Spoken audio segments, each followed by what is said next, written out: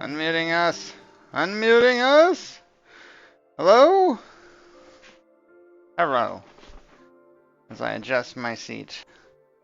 Hello and welcome, friends, to another riveting episode of Mythbusters, where we put our butts together and bust myths. Not what's happening. We blow shit up. That's what Mythbusters is about. Yep, Explosion. between them more than 20 years of special effects experience, which is funny to me because after 13 years of them doing that show, the 20 years between them never changed. I mean, they did the thing once and then they didn't have to redo it again. But they said over 20 years, so they never had to re-record it. Yeah, I guess. A good way to good way to skirt past the people. Wow, I don't have a vocabulary today. Hi everyone, welcome back to Adventure Bread. Another session of our Dungeons and Dragons real play, actual play game in which we persist in a persistent campaign. We're all a little out of sorts. Well, not all of us. Half of us are. I'm at least half of us, right? On a good day. I mean, All at right. least. Super. Okay. Well, thanks everyone for joining. You caught me live. Good for you. Give yourself a cookie. You deserve it. Coconut macaroon. That sounds good. I don't like coconut actually, unless it's toasted. And like kind of the same problem I have with popcorn, because you just after a while you're just chewing on kernels, and it's like this is stupid. There's no nutritional value in these. So anyway, how's everyone doing? Yeah, doing. Not too bad. Good. I just sent you the link to Petrichor. Awesome. I love the smell of rain. Yes. Why don't they have ingredients? Looks sad. Is it rain? Because if it's not rain, I'm going to be upsetified. No, it's the perfume for Petrichor that you can Oh. buy. Okay. You can also get it as a room diffuser. Do they send samples? Can I get like a thimble sample? They sell samples for $5. Oh.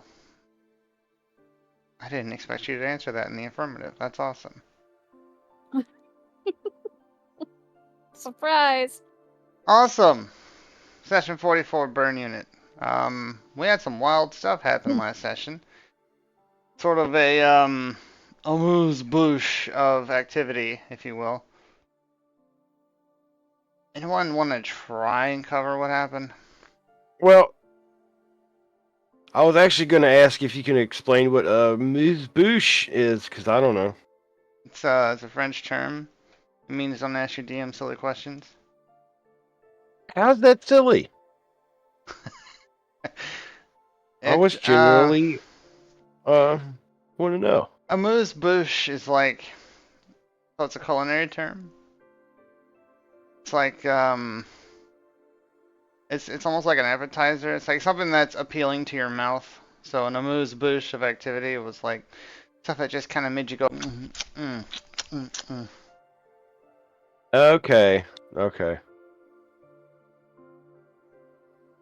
Thanks, America, for playing with words you have no business playing with which you have no business playing. Sorry, pardon my grammar, everyone. Okay, I'll give it a whirl. Last session we had a whole bunch of stuff happening. We had a 34-minute video production, which is available on our YouTube channel. I say our YouTube channel. It's definitely my YouTube channel. We don't have one. Mine. We could have yours. What? You don't have a YouTube channel. Sure do. Yeah, okay. You have an account. I don't think you have a channel. Pardon me. But yeah, we have a very lovely 34-minute production in which we all participated. Shatter, I think you said 5 words in it? Yeah, I was. It was fun though. It was hilarious. What y'all didn't get to see was all the ridiculous stuff he did behind the scenes. Yeah, it was that damn flying gorilla. I mean, that did us in. We got off to a super late. It took us an hour to settle because there was Because of a that flying flying gorilla in gorilla. the background. God. Yeah. So we had that nice little video in which we learned a whole lot, probably more than we needed to, about the glucornithid. And Lord Edmonton Quincy Stillwell, who was a great white hunter, or is a great white hunter. It's unclear whether or not he still exists, but apparently he did many hundreds of years ago, so I Was guess his anything's species possible. He's a human, clarified? probably. Okay, he's human. So, I mean, Human. if he still exists, then there's some magic going on there. I mean, he could just be one of those guys that just don't quit, like Moses. Moses was 900 years old. Did y'all know that? I feel like that involved divine intervention, though. I don't know, because a lot of people were like that. Of course, a lot of people think, you know what, no, we're not doing that today. Anyway, so we had a nice research session that culminated in us finding out a whole lot of information about a recent quarry that had been taken up residence in Northeron. So that's great. Then we had a bit of a house cleaning ritual. Scheider, why don't you tell us a little bit about what happened at the estate?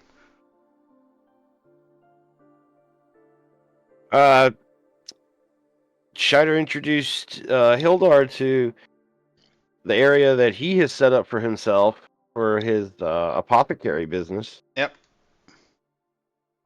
As And pictured. yes, there are some pictures. I'm Yep, that's currently showing him them. working feverishly. You definitely look like you have a fever. I mean, being around those potions and drinks all day, I wouldn't doubt it. Scheider's the pause for Charbs. How can anyone forget that? Yep, apothecary. Aw. Wait, hang on. She's hiding it. Like, has it been a month already? Yes, Gosh. so. Oh, wait, no. I know what comes next, though.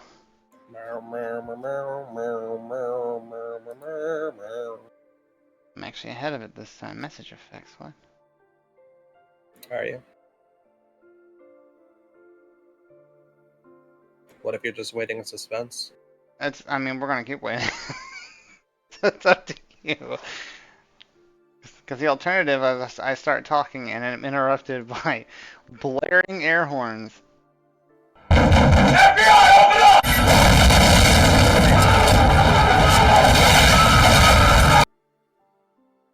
Pretty good, though.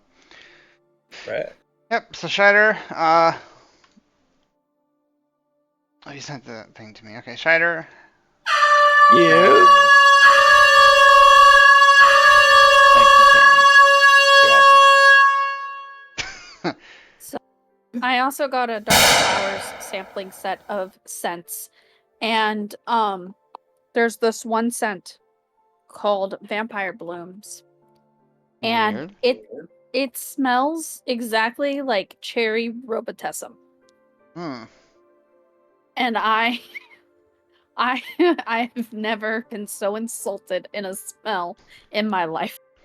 Wow.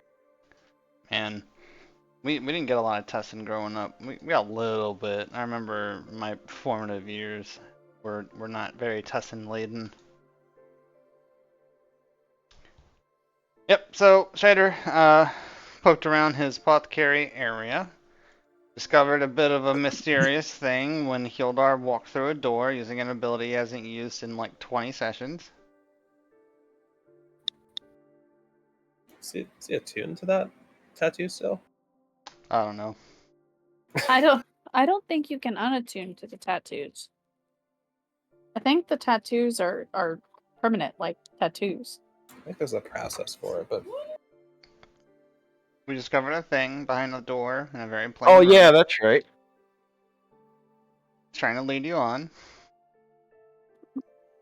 We discovered an interesting. What did we call that thing? Apparatus. It is a Phoenix distillery. A Phoenix Distillery, yep. And it looks to have a special kind of magical flame that's powering it, or could power it. Right, So yeah. we have some more investigations to do. I really want to throw some fire on that Phoenix just to see what would happen, but I kind of want other people around in Okay. case doomsday is brought upon the world. You know, you never can be too careful with these situations. Words I did not expect to hear from Scheider.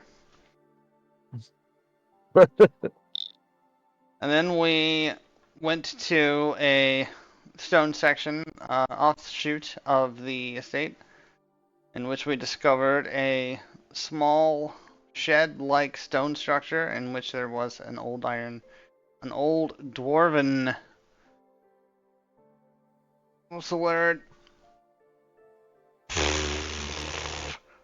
Forge. Thank you. You're welcome.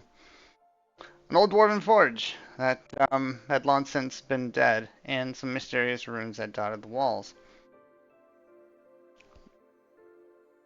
And upon discovering these runes and a very specific one of a white flame, Scheider and Hjuldar sought out assistance in the only person they know who was associated with the white flame. Who is that, Scheider? Oh gosh. Are there two? Technically, I don't think you want to talk to the other one. I'm Maybe we know them. not right? sure. Remind. Henrietta. Oh, I must have not understood the question. I'm sorry. She's associated. The white flame is what gives paladins and clerics their power. Not all of Right. them, of course, but vast majority thereof. That is the de facto holy deity of Yabareth. Or entity, I guess would be more appropriate. And so, do you remember how you reached out to her?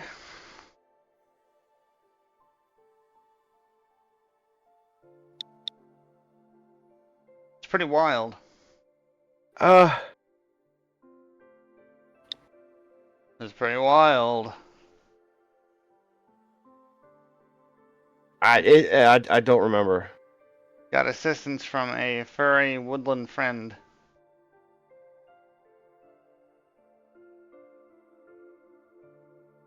You summoned a fox seemingly out of nowhere. Affixed to it a Oh, letter. we foxed them. You, you foxed Henrietta. We sent her a fox. Yeah, and it ran down the road and instantaneously came back with her, as she was already on her way. And then you guys did some investigation. You did some interesting testing with the runes inside the shed. Do you remember what you did? I do not. Were you were you here last session? I was. We have it on. We have it on record of you being here, but were you here? You were present for sure.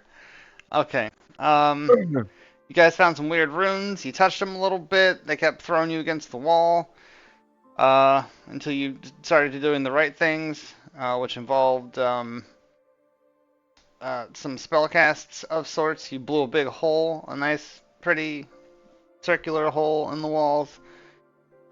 And then you got down to 2 remaining runes, one of fire and one of ice. And when you activated them, you summoned a fire demon. The words escape me. Oh, what to reference as this thing. Let me see if I can pull it up. Yep, there it is. Boom! You summoned a fire demon. I don't have my notes open. Why don't I have my notes open?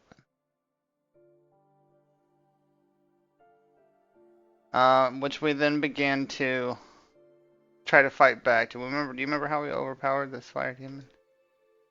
I'm pretty certain I would have immediately tried to hit it with some type of frost or water. You did. You had something charged up, but before y'all could literally do anything, Hjuldar made a investigation check because he wanted to use water. Do you remember what it was that felled this mighty creature? Okay, if you don't. Our friendship. Did snow fall on him off the roof before he walked in? No, Hjuldar hit him with a wet, soggy sandal, and he God recoiled damn back it! into the wall. I knew that. I fucking knew that. Why didn't you say it? Ah. All right. Yeah. Okay. Here, oh, here's his name. It was Cinder Lord Kalizrak. Oh, Cinder Tyrant Kalizrak. And he came for your world, and you banished him back into the Nether. We just prevented Ragnarok with a wet sandal. Yep, pretty much. Welcome, Hjuldar. Hello. Just come. Shh, just come. It's a trap. That's-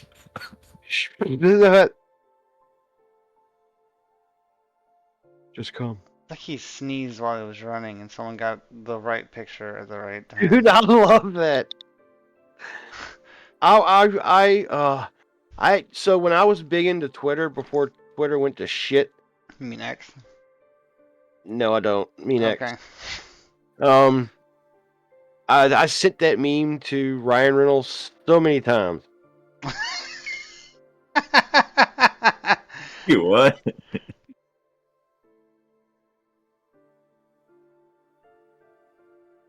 Oh, dang. I have the right notes open. Look at me go. Hjuldar, welcome!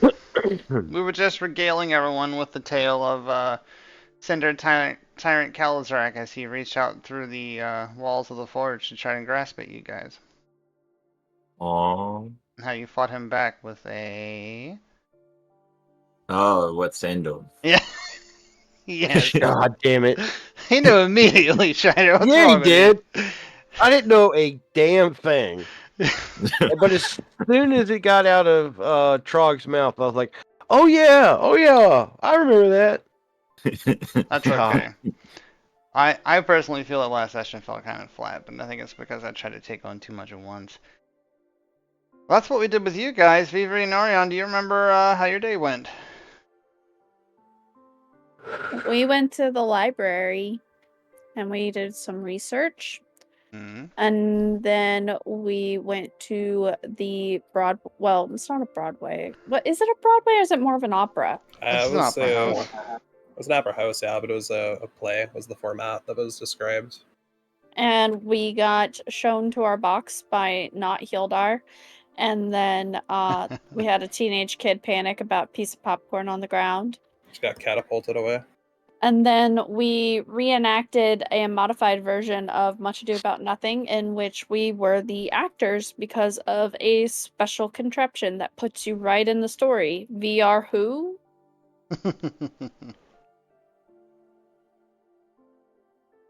And then we went back.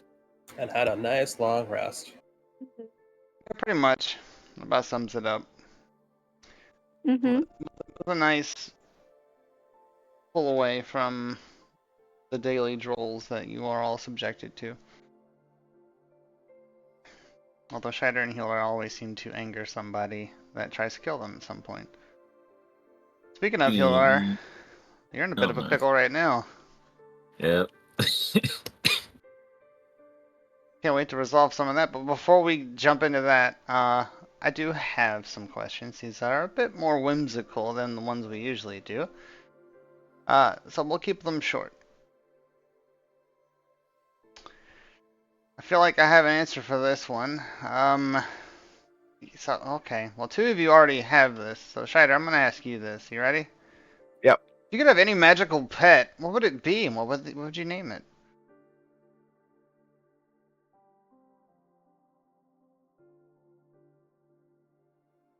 I'm gonna say a unicorn, and its name would be Roger. Roger the Unicorn. Okay. Would you dress Roger up in fanciful clothing? No, Roger would be himself. No saddle. No nothing. Naked unicorn named Roger. All right. And before you ask, yes, you can ride him. Oh boy. Viviri. What's the strangest food that Viviri enjoys that other people find disgusting? The strangest food.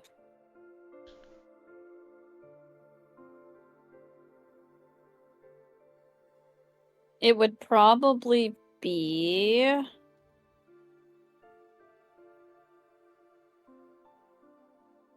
rice rolls filled with a fairy jam that is wrapped in river milkweed.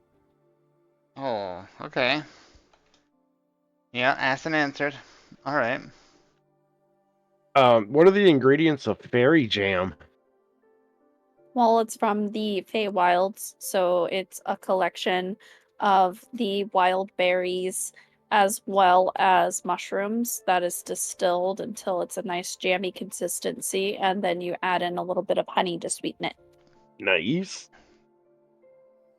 And from those of you who are not particularly up to, particularly not abreast on the subject, fairy jam could also be mashed up fairies. It could be.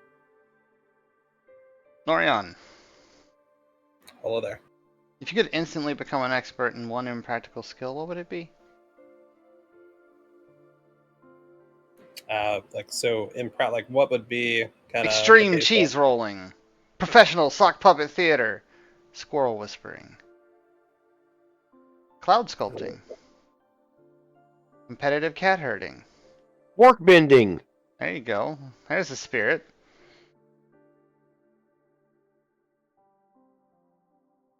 That is a good question, honestly. Running away from women. He's already really good at that.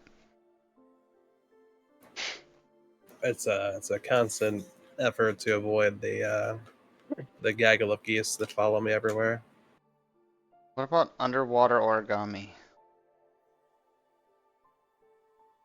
That's not how I thought you were going to finish that word.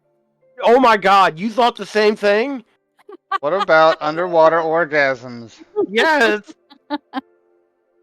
Y'all are some sex-starved themes. That's not the word I was looking for. Fiends, that's the word I was looking for. I know that's accurate. Let's see. Yeah. Sex. No. Right. So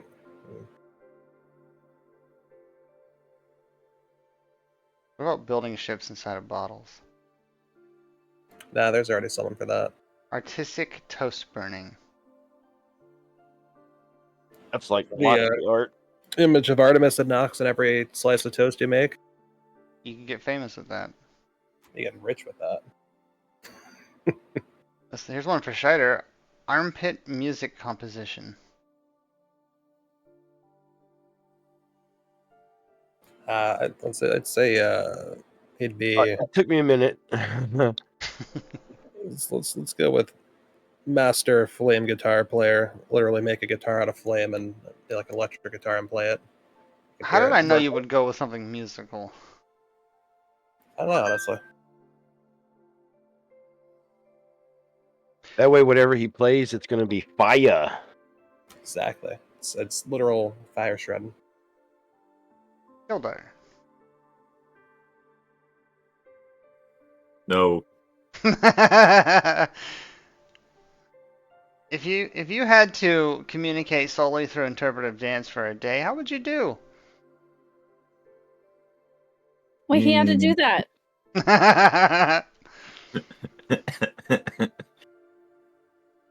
Half good. Half good. Okay, so almost good. Alright, well.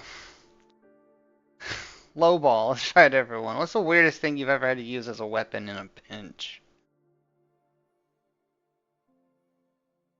Is this for everyone? If you like, these are fun. Or Skyder? The weirdest weapon? Weirdest thing you've ever had to use for a weapon in a pinch. A goat. A two-headed goat, specifically. You just slung it.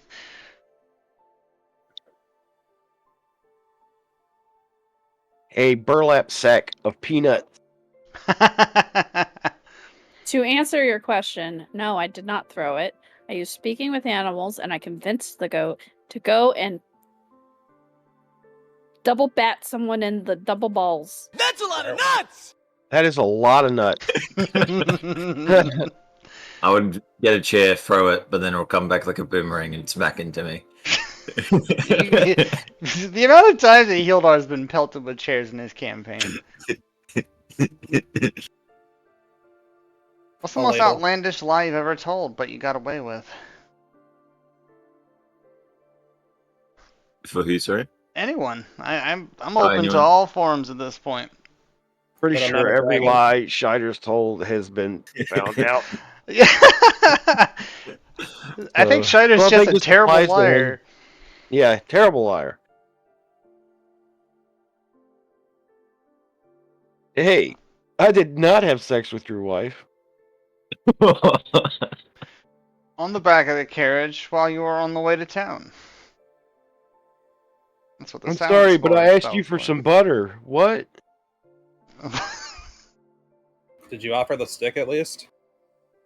Oh, God damn it. All right, let's move on. What's the most ridiculous item you carry around just in case? Viviri actually has an answer for this one. I have a lot of things I carry around just in case. Same. Potatoes, whole Water. garden actually, full of tubers and root vegetables and mushrooms. And a god of chaos. And a god of chaos. Just in case. Also have a couple rune tablets in there. You know, I've got the best answer actually. I have a tinderbox, which is hilarious for my character. Oh man. Hjuldar, participate. Don't look for my sheep. Ah! You can just make something up. No, it has to be from my inventory. Yeah, Be fun. that's what I looked. Scheider has a little bag of sand that, you never know when you might need it.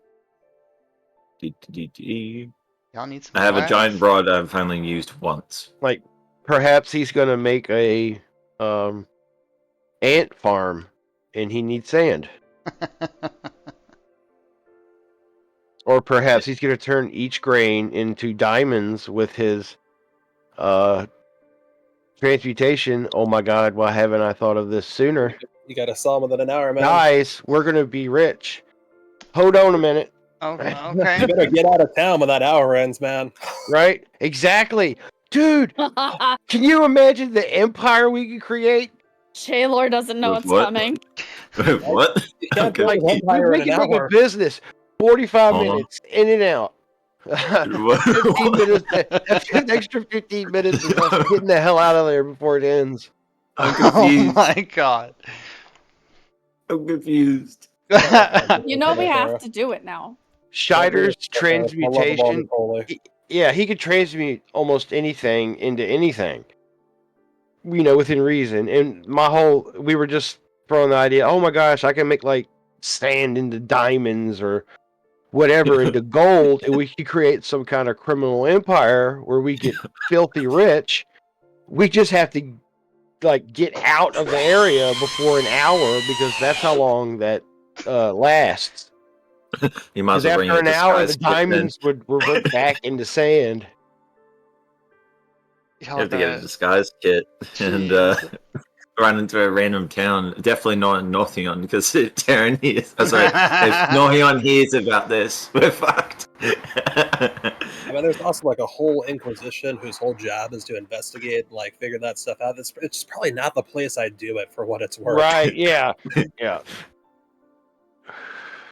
There may be a few places you can pull that off. I don't recommend trying it here. Okay, so that's good. I think we got everyone sufficiently into their headspaces. Hjuldar, I want to start out with you. Yes. Yeah. So, How you doing? There you go. Let me find something to put on here that I think will be pretty good.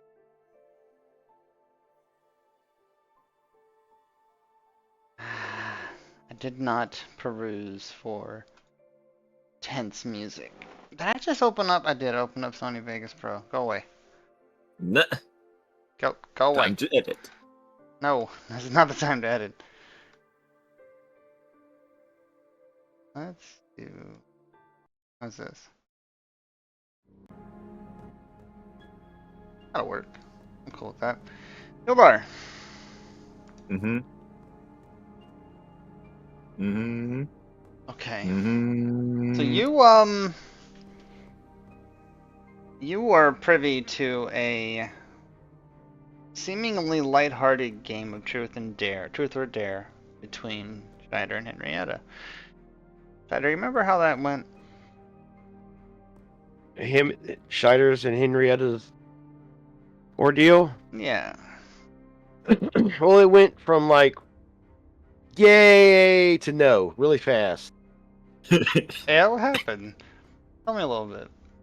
Well, I mean, Scheider was pretty enamored with her, so he didn't notice it until it was too late. But she tried to like almost forcibly, extract information out of him. Where is she? You feel like you handled yourself pretty She well. was all Batman. She went all Batman on me. Where's the evil? Why did you Tell use me, that Schneider. name? Wait, that's the wrong Schneider, Batman. where is he? That guy and grabbing a beverage. There's Excellent. a dark and sunny night. Yeah, Go. Henrietta took a fun, lighthearted game and used it as an opportunity to, well, get some information out of you. Which, to your credit, you were pretty tight-lipped. However, when the source of evil that she was detecting suddenly left the building, she took flight. Hjuldar, you were being chased actively through a snowy forest on the end of the day, the daylight quickly turning to darkness. Mm-hmm. Temperature is dropping, causes the snow to become hard as the upper layers begin to freeze. You've been running, evading Henrietta as much as you can. She may not be as fast as you are, but she is relentless. Every 2 steps you take, she always seems to be right behind you. But you are the definition of stealth. You slip among the trees and brush like the wind. Can you keep this up? Will you make it out? I have devised for you, Hjuldar, a bit of a cat and mouse game. Ooh. Is it gonna have Cheese. It may not have cheese. There will definitely be a reward for succeeding. Is it gonna i.e. be? Cheese. You know what? It will be cheese. Yes.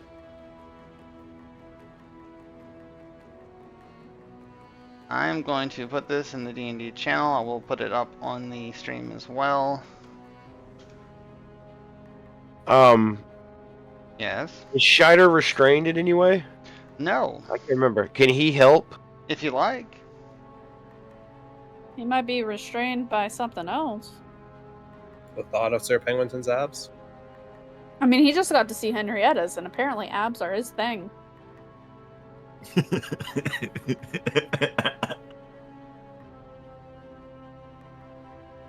I can't say what I just thought. Fuck. Great. I know that Noria's got to be careful where he takes his shirt off now. Damn.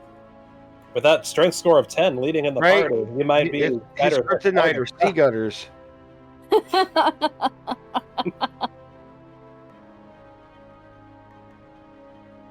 Alright, I have the rules written down here. Where are they? Okay, here we go. Where's the building from whence Henrietta and Scheider were? Just off screen. We're going to... Hjudar's got a bit of a... Southeast, west. Sorry? Is it up, down, left, right? Yeah, we're gonna go from top to bottom. Oh, okay. Cool. We're gonna go from top to bottom. Up sounds like the answer. Top to bottom. Top of the screen to the bottom of the screen. Cool. Hjuldar, there's a hole toward the bottom. You gotta run and jump in it. He's no stranger crawling through holes. Oh. Wow. Okay, so, alright, before we begin this, Shider, I need to know, are you participating? Yes. Okay. That's gonna change things a little bit. I did not plan for you to be here. That's fine. Oh, I don't have to be if you don't No, want. I'm I happy figured- for you to be here. I'm glad you're Yeah, taking the that's initiative fine. of being here. Yeah, I figured since what just happened, you know. So then I need to know. You're chasing after. You're not chasing after Hjuldar specifically, but you do know that you will be pursued by Henrietta. So I'm assuming you're chasing after her. Whatever your intention is, you can keep to yourself. But the way this is going to play out, you're not going to know where Hjuldar is any more than she does. Right. I mean, I know what she's wanting. Well, not exactly what she's wanting to do, but I know who she's going after, and I Yes, of course. sure. So Okay. yeah, we'll take it from there. So Hjuldar bolts after considering jumping into the window. Decides, nope, probably should just leave. And as soon as he does that, Henrietta senses that the source of evil has vacated, makes a quick decision, dons her armor, and bolts after him. Hjuldar, you are slightly ahead, so I'm going to let you get the first move here. This is how it's going to work, okay? So you've got a grid here, right? There are spaces in between each of these red lines. These red lines are for me to know and for you to find out. You're starting at the top of the map. You can move normally, as in a normal pace, 4 squares. You can move quickly, but recklessly, for 5 squares. Or you can move stealthily, for 3. Normal 4, quick 5, stealth 3. Yep. So you can move Gotcha. stealthily, as in you're still going to roll for stealth, but I'm going to give you advantage on these rolls, which you have anyway, so that is neither here nor there. But you will be hidden. Like, you're actively Quote, trying to unquote. hide. Yeah. Quote unquote. Yeah, if you're actively trying to hide. Okay. Alright. Cool. Recklessly run. You're going to recklessly run. Alright, so you're going to get 5 steps from the top. You pull us up in another browser so that I have a direct. Okay. That's going to put you 1 square from the first red line. Hjuldar, throwing caution to the wind in a hot sprint through the old snow and the ever cold night into a forest he's never been into before. Runs screaming, arms flailing. Probably not screaming. Arms flailing, definitely though. Henrietta arrives on the scene. Cheddar, I'm gonna bring you in pretty much right after her. We'll just take the turns that way. Yep. Henrietta arrives on the scene.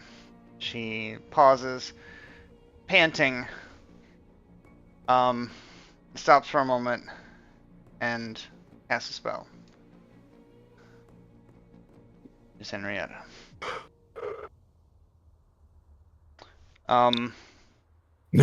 Yeah. You see what I'm talking about? You see what? Yeah, you see? The light Terrified. begins to emit from her in a wide radius. The light scatters throughout the forest, bouncing off the snow. She proceeds normally, scanning her horizon. She moves 4 spaces. Shider, you arrive on the scene.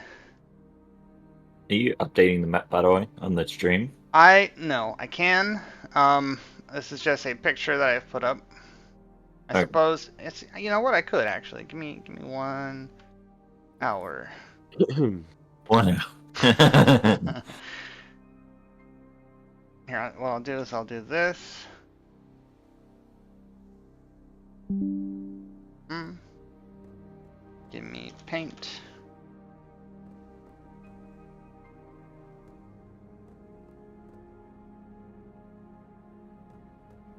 Crop. Save. Desktop. Hjuldar. Print screen shadow. Look at the camera for me real quick. Good enough. Paste. Save as. Dit. And print screen. And paste. And save as. Onray Yeta. Actually turned out to be really good music for this. Save. Okay, close paint. There they are. Let me slap. Slap, is that like bussing? Slapping is when something is tasty specifically, but I used to use it as a joke when I was a grocery team lead at Publix. So I'd be like, "This does not slap," and it would always get a rise out of people. Anytime something bad happened, I'd be like, "This does not slap."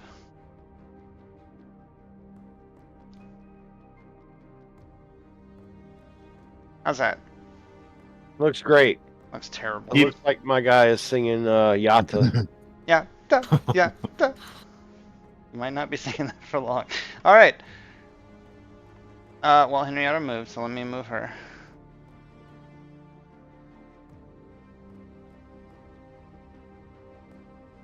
You are 1 square. She is 2 squares. Strider, you arrive on the scene. What do? I'm going to cast level 3 fly on myself Great. and look for Henrietta and or Hjuldar. So you're not going to have any problem finding Henrietta. She is a literal glowing beacon in the middle of this snowy forest. Come here, Hazel. Come on. Well, I figure following her. I mean, I don't want to. I want to get above the tree line so I can see, but I want to stay out of sight. Okay, so you do this. That's Oh, my okay. intention. Okay, so you intend to fly but stealth somehow. Yeah. Why don't you give me an investigation roll or a perception roll, whichever you prefer. We'll see if we can see Hjuldar. Hjuldar, you're not currently stealthing, so this will be an interesting. I got a 9 on Got a perception. 9. Well, Who? I'm gonna say you see Henrietta. Yep. There's a lot of treetops. Okay, so as you do this, you do intend to hide, so I'm gonna let you do a stealth roll since this is pretty much everyone's first go right out the gate. Do that now. Yep. 19. Let me pull up a character sheet that I have made for this occasion. My sweet pea. My so-called bubbies. My so-called bubbies. You got a 19? Correct. Interesting. We're gonna do I'm gonna use her passive because I don't think she would be actively. Well, she is actively looking, so she might. I'm gonna do a roll. All right. She got 17. You are in the clear. Hjuldar, since you elected to come out of here in a mad sprint, Henrietta catches onto your footprints that you are leaving in the snow. Mm-hmm. And while she doesn't see you directly, she is going to follow. You're up, Hjuldar. How do you want to move? Yes. So for the Stealth. purposes of this map, don't feel constrained by what is physically here and what is physically not here. You're in a forest. If you want to hide behind a tree, that is feasible. If you want to dive into a bush, that is feasible. I don't want you to feel Yes. limited by that. I'm gonna roll stealth. You could throw yourself into a bear cave. Okay, so you're gonna move stealthily, Okay. which is 3 squares. 10. Oh my. Yep, You 3 have squares down. advantage. Please don't forget that. Oh, beep. 5. No, so 10 is the best. All right. Hjuldar moves 3 squares. You have triggered the first red line. Welcome to a run away from the overbearing paladin skill challenge. Oh my. What'd you do? So as stated before, Hjuldar, you realize you're leaving behind footprints in the snow and broken twigs and disturbed brush. How do you rectify this and further conceal your tracks? Spider climb. Spider climb! You're gonna climb through the trees! Yep. I love it! Cool, yeah. Okay, Go ahead and done. do, yep, go ahead and do, I guess, an Eldritch Blast and or Firebolt, whichever it is you have. And we'll, 'cause the DC's 13 here, it's not very high. Oh, okay. Gotcha. Let's do Eldritch Blast. 19. Yeah, absolutely. Yeah, tell us what it looks like as you shimmy up these trees. I just, like a cat, just grapple onto the tree with my hands and legs, just phew, and just quickly scoot Yeah, up the but you tree. do it backwards in a creepy way. Yes, I do it backwards in a creepy way, like. Crab walks up a tree, is that what you're telling me? God. Are you talking to Kaiser while you're doing this? Yes, I'll say in a panic to him on my mind. This fucking woman's crazy. It appears as though you are in peril. Would you like assistance? Yes. As he's like climbing up the tree. I was waiting for you to talk to him, because I have a thing for this. As you're climbing up this tree, Hjuldar, you feel a gap in your mind close. And all of a sudden, you are aware of something that you haven't been aware of before. You now know the spell, Banishment. Banishment. Yep, go look up that spell while we do her turn. Henrietta, undeterred, having found tracks of her quarry, begins to power walk her way forward, calling out into the empty forest. Let me get her accent. She's got a weird accent. I think I just kind of made it up. I know that you're out here, Hjuldar. We can do this the hard way or the easy way. It is up to you. How do I add a spell for banishment? Because I don't see it. It's a warlock spell. Warlock It's a spell. level 5 spell. Oh. Native Yen doesn't usually let you you'd have to like make Yeah. a custom thing as a whole thing, so you're just gonna have to track it some other way. Yeah, you're just gonna have to track it because it's not. I guess this might be a little telling. It's not technically yours. Mm-hmm.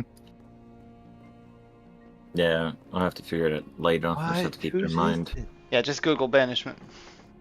Yep. And she is going to steadily press forward. She's gonna move her 4 steps, and she's gonna do a roll.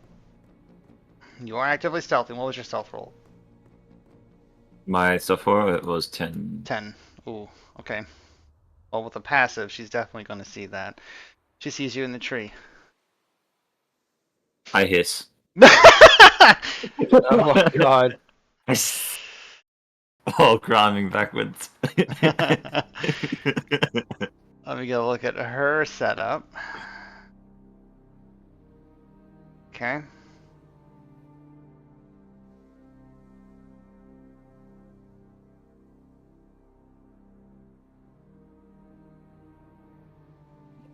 Alright.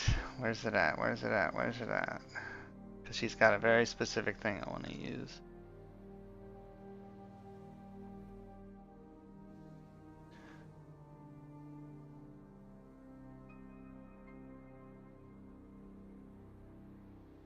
Where is it? I was just looking at it.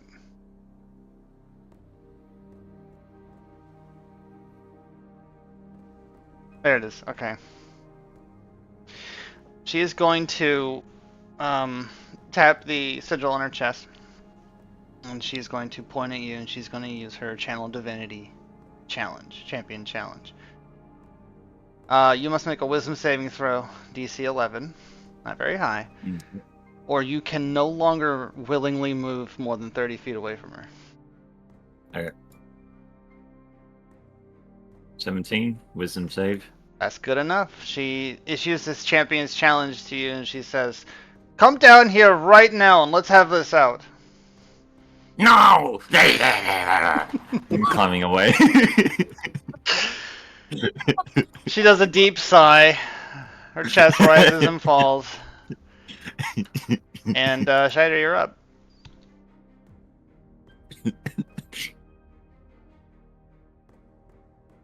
Again, you will have no problem finding Henrietta. The fact that she's shouting at what you presume is her quarry, you can at Sure. least, presume that they're close to each other.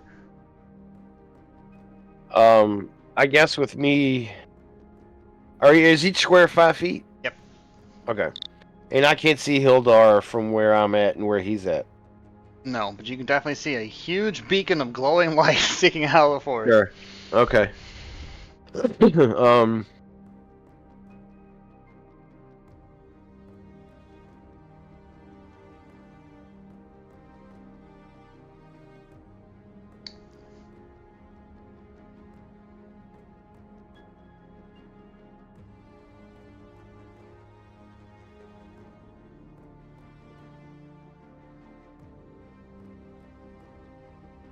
Thinking noises. Yeah. It's okay. Take your time. This is what this is about. Sometimes I'm gonna D&D say to takes Henry- time. I'm gonna say to Henrietta, "Yes." You're being completely ridiculous. Do you see her face? Look at your face.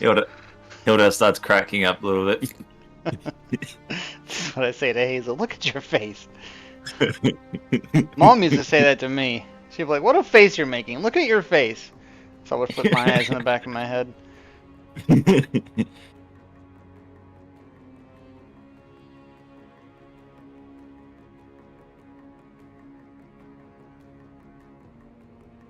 You okay, Shider?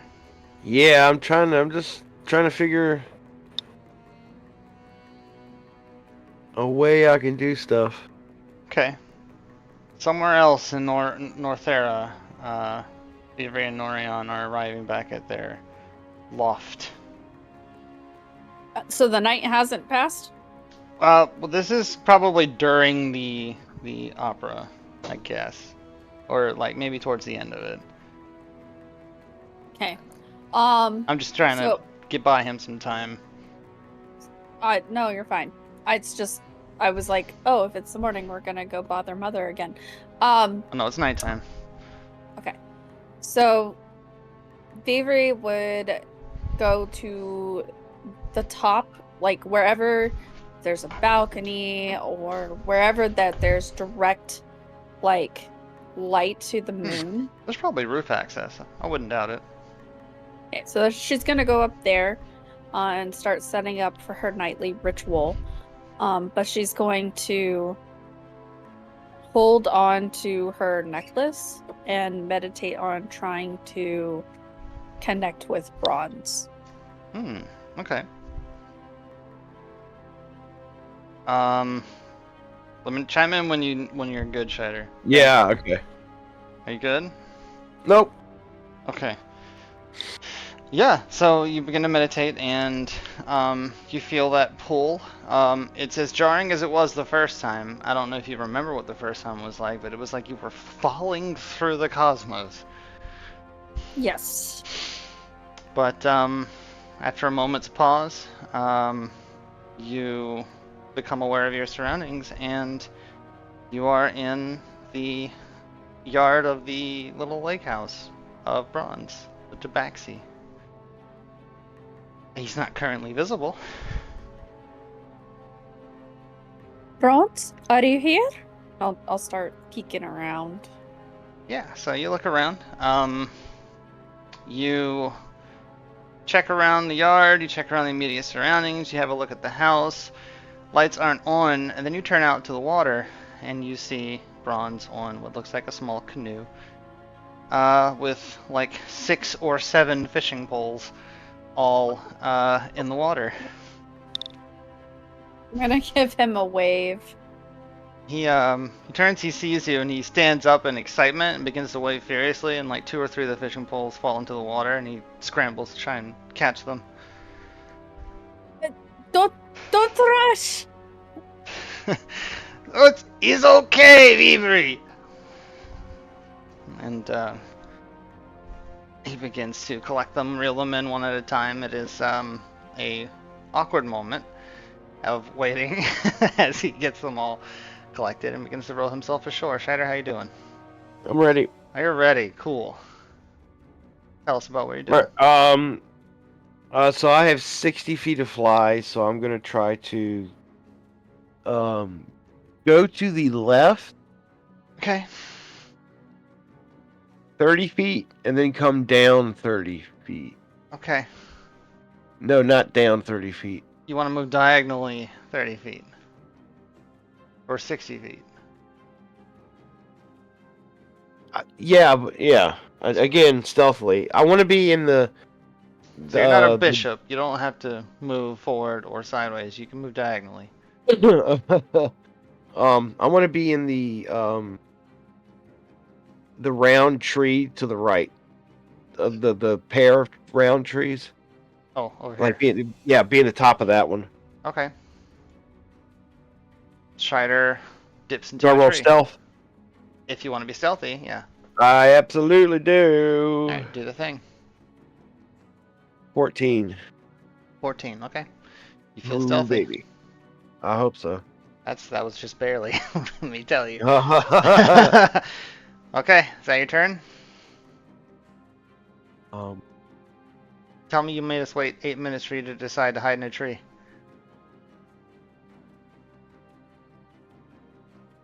You totally did. Oh, I love it. That's okay, because then you got to have a chance to look and see what you can do, and maybe that will help inspire you for a little bit later. I encourage unorthodox thinking if you feel like you have an inventory item that might be beneficial here. Or That's. I mean, China's got a lot going on for him. You got a lot of weird potions you can use. You are a wizard. You are actually flying now. You can do some wild stuff. You once imitated a goose, and it worked. Okay. Hjuldar, you're up. I point at Henrietta. Banishment. Oh boy, we're doing I mean, right out the gun. Shit. Yeah. Okay. Why don't you tell everyone what banishment does? Banishment. You attempt to send one creature that you see within range to another plane of existence. This target must succeed a charisma saving throw, or be banished.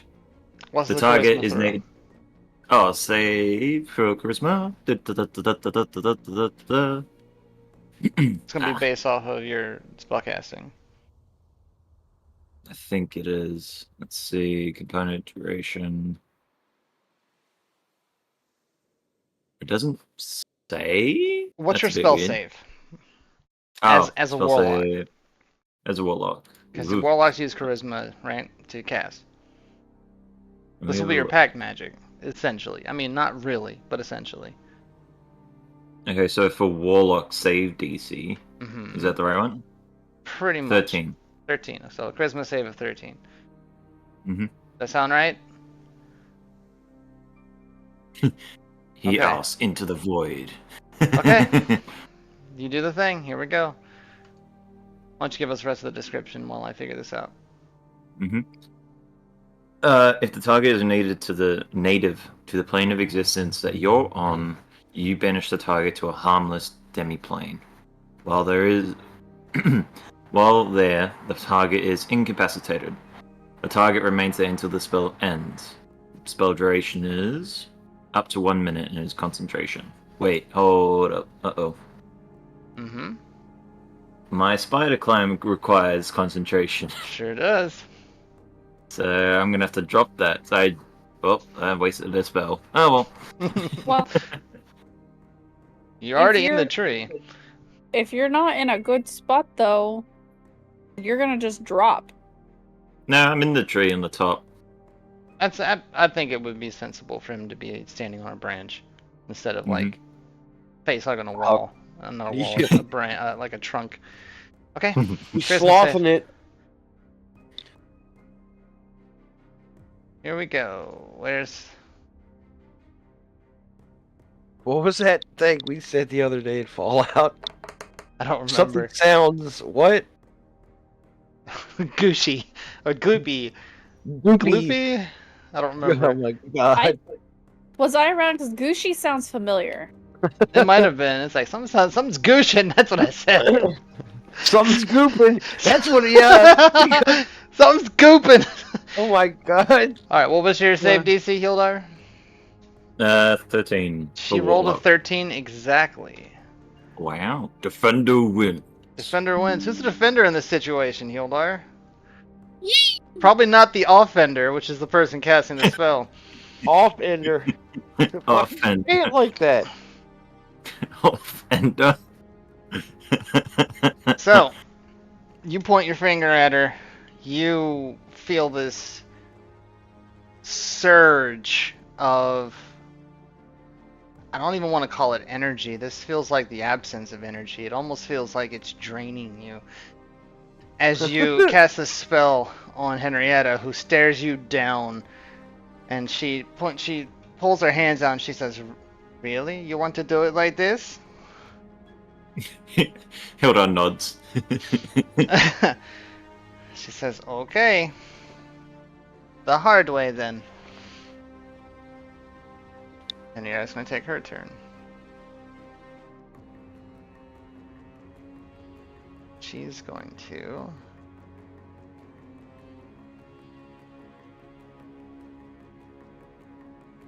So this is a story all about how our party got turned upside down. You ready? Okay. She's going to cast Command. Counterspell.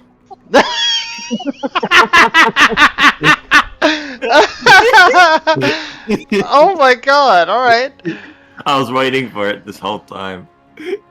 She holds out her hand to you and she begins to do the verbal component for this. And Strider pokes his head out like the raccoon chasing the weasel and goes, "Counterspell!" As Henrietta's eyes go wide for a moment and she looks and she goes, "Scheider, of all of the people..." Actually, no, I actually expected this of you. And, We could have had everything. I'm not here to hurt Hjuldar. Yes, you are. Hiss. And that's going to be her turn. She can't climb the tree to come and get you, but she will definitely walk up to it. Yeah. Hjuldar, on his turn, will move. You okay? I mean, well, it was your turn. Do you want to move now? Yeah. Yeah. You're not going to incur any kind of opportunity because you're too far away. Mm-hmm. You can move I like to recklessly, roll stealth. normally, or stealthily. Hopefully I get a better roll than that. Okay. You Well, are actively in a tree. 9. We're going to add a thing to this. Well, you have advantage on stealth rolls. Please don't forget that. I just did, yep. What's the other thing? You got a 9? Seriously? Yep. You are in a tree. If you want to either exit the tree, we're going to need to... Oh, hell no. Yeah, or if you want to jump from tree to tree, that's going to require a dex roll. Okay. Oh, yeah. So I'll be jumping tree to tree to get away. We are going to Tarzan away from the glowy paladin lady in the nighttime forest. Yep. Scheider's pretty good at Tarzaning. The backwards grab with the butt on the rope. All right, let's have a dex save as you jump from branch to branch. Dex save. Whoop. How does 18 sound? Yeah, I think that's very successful. And with Yippee! a 9, her passive is better than that, so she's just looking at you as you tiptoe your way to the branch and then just kind of jump, spread eagle through the air, making all kinds of ruckus. In fact, you scare a squirrel out of the tree as it falls to the ground and scampers away. Probably scared the tree too. Yep. Shiny, you're up. Where is that where Hjuldar is? Yeah, I guess he moved, so you moved 3 spaces, Hjuldar. You're here now.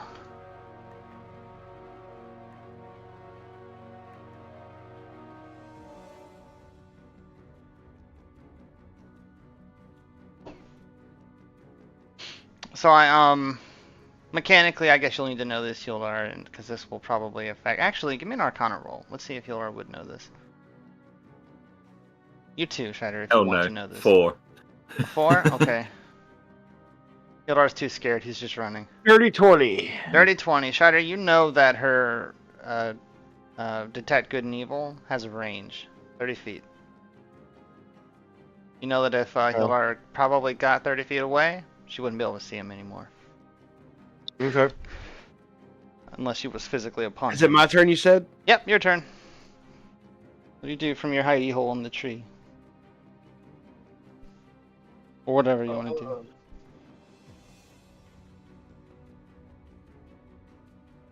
How's the music, by the way?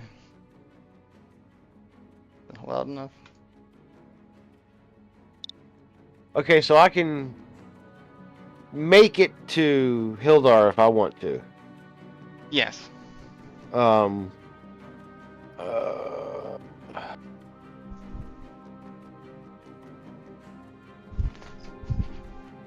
All right, so I would like to try and make it 10 feet to his left. Okay. So let me roll a stealth check. Wait. I would like to make it 5 feet to his left. Okay. You don't hear any music from the stream. There's definitely music playing.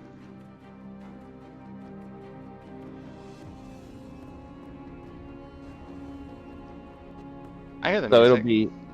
it'll be Hjuldar, space, Scheider. Yes, let me move you. Okay. Oh no, well let me do stealth. Yep. Well, I'd hit counterspell. Does she know where I'm at? She knows you're around. Okay. Whether or not she knows specifically where. 11. 11. Okay. Oh, let me close that. Let me switch here. 11 isn't good enough to escape her gaze. She just you actively see her look up and watch you as you fly by. Okay. All right. When I get down to Hjuldar, I'm gonna cast.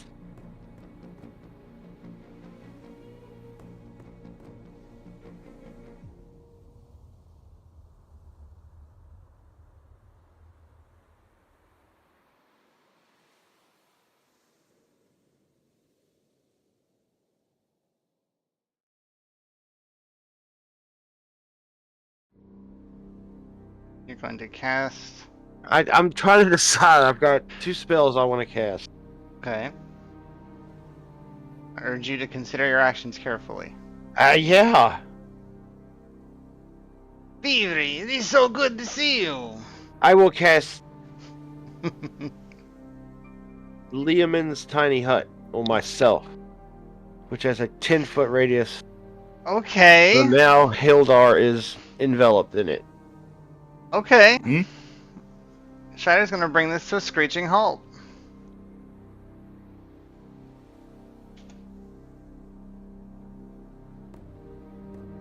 Let me pull this up, because I was not expecting this.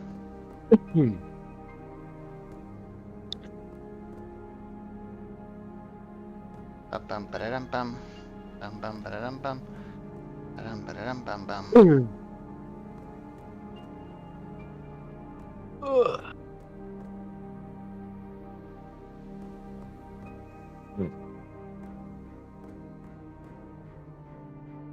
Okay. Okay. Alright. Hjuldar, you in the tree wait, hang on. Does this have to be on a flat surface? Just says radius hemisphere. Well, I did say I got down to Hjuldar. He's in a tree. Are you sure? It looks like he's on the ground. So I made a caveat that what is physically represented on the map is not actually true. Okay, well, my intention was to be level with Hjuldar. Y'all can do this in a tree. I don't think the spell requires you to be flat. I just wanted to make sure.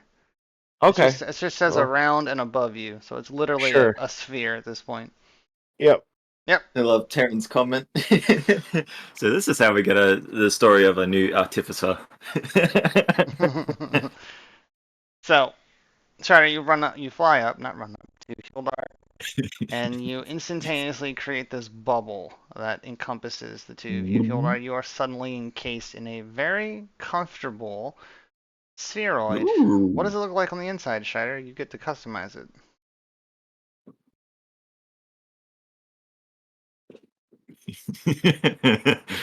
It's like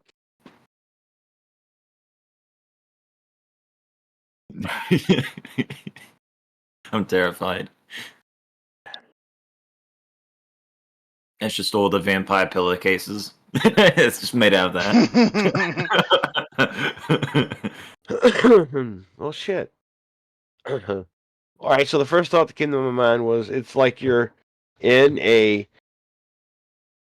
viewing area underwater, and there's just sea life all around you. Well, there you go. It's Hilda slowly looks weirder and weirder. Hilda looks absolutely what the fuck? She's like, what? And you just whisper, what? It's all right. It's okay. She can't get in here.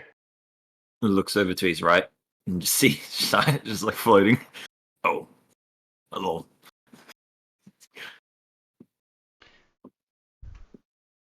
You see Hilda awkwardly holding onto a branch. Branch, we're underwater. How'd you do that? So Henrietta is going to see this whimsical goldfish bowl Pretty much. appear in the tree line, and she's going to sigh heavily again and approach it, looking up into the tree and call out to the two of you. This is how you want to play it, really? Hey, look, I'm No girls flying. allowed. I could have made him fly, and we could have flew away. But Why did you not do that? He like looks over at Shida. talk Shider, to us. What do you mean you're not going to hurt him? I mean, it sure seems like you want to hurt him. Shider, as you're looking over Hjuldar, you notice something different about him. Hjuldar, you haven't noticed it because of the intensity at roll which for you've that? been. Yeah, well, I mean, I'm going to tell you, but Oh, okay. you can roll if you want. You can roll. You can roll actually to see how good you notice it. What do you want me to roll? Investigation or Sure, insight? that sounds good.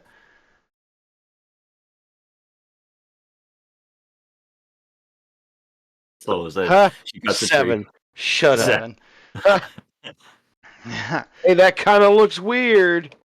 Shider, you notice as Hjuldar is looking around your goldfish bowl, he has acquired an appendage that you're pretty sure he didn't have before. Sticking out of his backside, probably Is a whale where you penis. imagine a tail would be, is a long, slender, leathery, spaded devil's tail. You have a vestigial tail? What? And he turns around and looks. Hildar, you turn around and look. You're not having a great time seeing this thing as it, moves with your butt as you move, but eventually, yeah, you catch it. You've got a devil's spaded tail sticking out of your backside. See, my thought was just a little nub that wiggles. Oh no. And no. And immediately Shider, after he noticed it, was gonna make. I was gonna say, makes that anime face, and then Solar put up the goddamn icon. I mean that's what Shider's face looks like right now. If it were a nub. You do the Gerber baby face. Yeah. Duh! You have a vestigial demon's tail. Hilda is horrified. With a little bit of intention and a little bit of practice and flexing muscles you don't think you're supposed to have, you realize you can move it. He starts to get less scared. This tail is as much part of you as your hand is. I will tell you, Hjuldar, that this is an actual functioning vestigial tail that you can use to handle objects and or assist you in climbing. In fact, Ooh, I like yeah, that. yeah. And now, when Belly calls you a piglet, she has good reason. Well, this is a very long tail. It's probably as long as you are tall. Really? Just Holy use a crap. curling iron. Yeah, 5 foot tail. you're gonna have to hide this like Vegeta would if you're going to attempt to conceal it by wrapping Well, it he's around your gonna- waistline. I was just gonna say he tucks it under his shirt, like under his back, and then kind of uses it as a cap, but then puts his hat on top of it. Does that make sense? So the only part you can see is like behind his neck. There's like a slender muscle that goes up to the top. Oh God, that's creepy. Yeah, well there you go. Very small. Actually, no muscles. It's like a little bit thick, maybe like a sausage. So, Henrietta's gonna put her hands on her waistline, and she's gonna continue. I'm not here to hurt Hjuldar. Okay, well, you know, after Scheider notices, um, The tail. yeah, the tail, you know, he's kind of awestruck, and he's transfixed, he's biting his lip, and then finally snaps out of it. Ugh. Well, you're definitely going about it the wrong way. Tell me what I've done to lose your trust so much. Hilda asks Kaiser, "What's this?" Did somebody Yeah, say Jeff? Like quote, like pointing towards the tail. Hold on, Jeff enters the scene. What? Jeff comes rolling up, I guess. I love the gif. I can slightly see Yeah. He is he's covered in what looks like all kinds of twigs, and there's vines tangled up around his treads, and I would imagine that as Jeff has shown up trailing right behind him. Oh, Patches. God. Jeff rolls up and says, "Is Jeff late to the party?" Henrietta We puts We gotta get a sound for Jeff now. But I'm We have- Jeff. What do we you have mean? The entirety of the DM. Yeah. Oh, this is so good.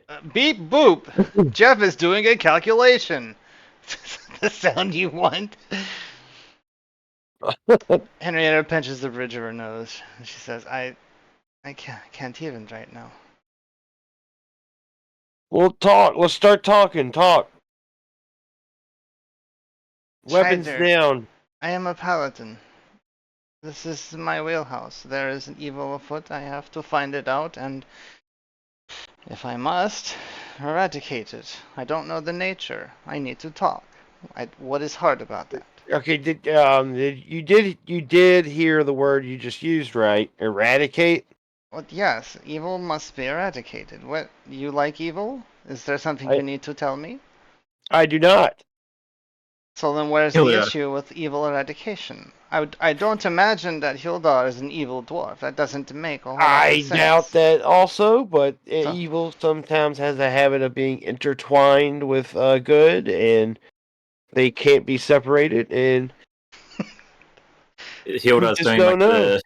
Hilda's just with the tail. He's doing the rock thing where he puts like his hand in front of the face, like just that's the solid like. away, it's not helping. She's gonna That's roll. really good. She's gonna roll insight.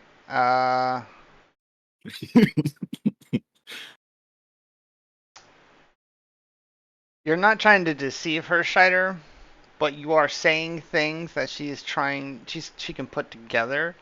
You're obviously saying things without saying things, and she's rolling insight to determine if she can tell if she can piece this puzzle together. She got an 11. I don't think that's good enough. Do you want to contest that? How would I contest that? Well, Deception. Deception? So deception, but not because you're trying to mislead her, but because you're omitting like important information. I'm a lie omitter. Okay. 18. 18. Okay. Well, all right. She fails to piece together. And so she's going to continue then. Perhaps there's something that he's acquired in recent memory. I don't know. I won't know until I talk to him. Okay, well then let's do some of that. Let's do some talking. Hjuldar, Hmm? do some talking. He doesn't nod. Oh, no. Hjuldar, you're not evil, are you? He wraps the tail around the branch, around where he was standing before and realizes we're still in the little thing. No, I'm not evil. It took you a really long time to say that. That's not confidence building. Hyoda starts looking ahead of the tree branches. Can he see through the house? Yeah, or is y'all it can just see like- through it. She cannot see into it. Oh, okay, I see. Ha, get it? Didn't.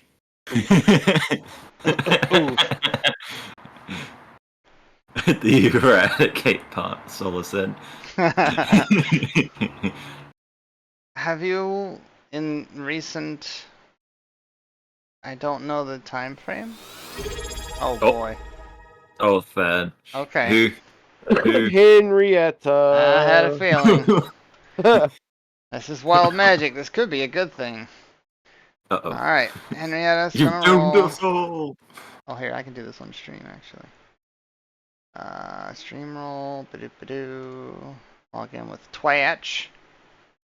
Ba-doo-ba-doo. Nope, he's doing a live demo. He's not doing a live demo. Okay. D100. Whoop. Which I'm going to need to hide that and that. Oh, come on. Properties. Refresh. Dice. Properties. Refresh. Okay, let's try that roll again. There it is. 33. And the d20 is 19. Okay, so this is the weakest of weak. Avith has a 33. This is a nuisance level. Every creature within 15 feet of you takes 1 necrotic damage. God damn it. If you are wounded, you regain hit points up to the amount of damage dealt. If you are not wounded, you gain this amount in temporary hit points. That's for me. She's basically life draining you. Sure. Alright, see if you wait, take what? 1 point of necrotic damage. Oh my god. Oh my. She's not wounded, so she will not heal. But she will gain 2 temporary hit points. No, 1 damage. Done. Oh god, I think a bug flew in my eye. Ow! I You got guys poked. feel pain. You feel like it might be tangentially related to the fact that you're running from a pious individual hiding your evil. Maybe. Let me I'm gonna put the music Oh, the back map, on. yeah. The map's missing. Oh yeah, I got you. Hang on. Just the floating heads, and then there's the glowing eyes. Okay. There we go. Henrietta Bye, continues. buddy. Is there some sort of... Nope, that's German. I don't want to do that. Is there some sort of mystical object that you have come in contact with? Something like a cufflink or an amulet. A necklace! He yells out. Okay, well now we're getting somewhere. When you say this, you feel Kaiser recoil. He's not. Like, He's how- remaining wordless currently, but But he recoils. yeah, you can feel his anxiety rise. Okay, Let's start well the now we're necklace. getting somewhere. You saw what? The necklace. Yeah, you kept it on you. Precious. Pretty sure. I'm going to take it off. Okay. And I'm going to mage hand. Can I pass through this? Yes. Doom dom. I'm just gonna look at Shida. I'm gonna put the necklace in the mage hand. I'm gonna give this to her. Maybe she'll get distracted. And then he throws it out of the dome towards her direction. Okay. All right. She's like, She said, "You could have just handed it to me. What? Okay." She walks over to it and picks it up out Now of the snow. Hjuldar starts running.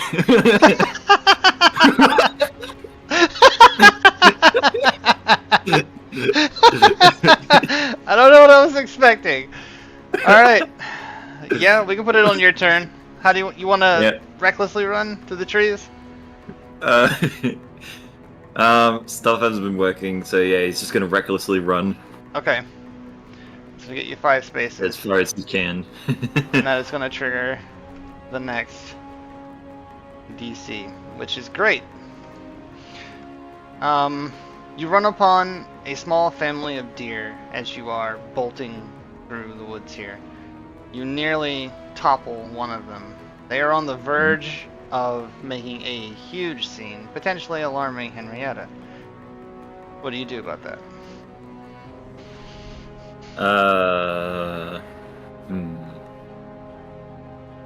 Shape water. Shape water on the deer? Yes.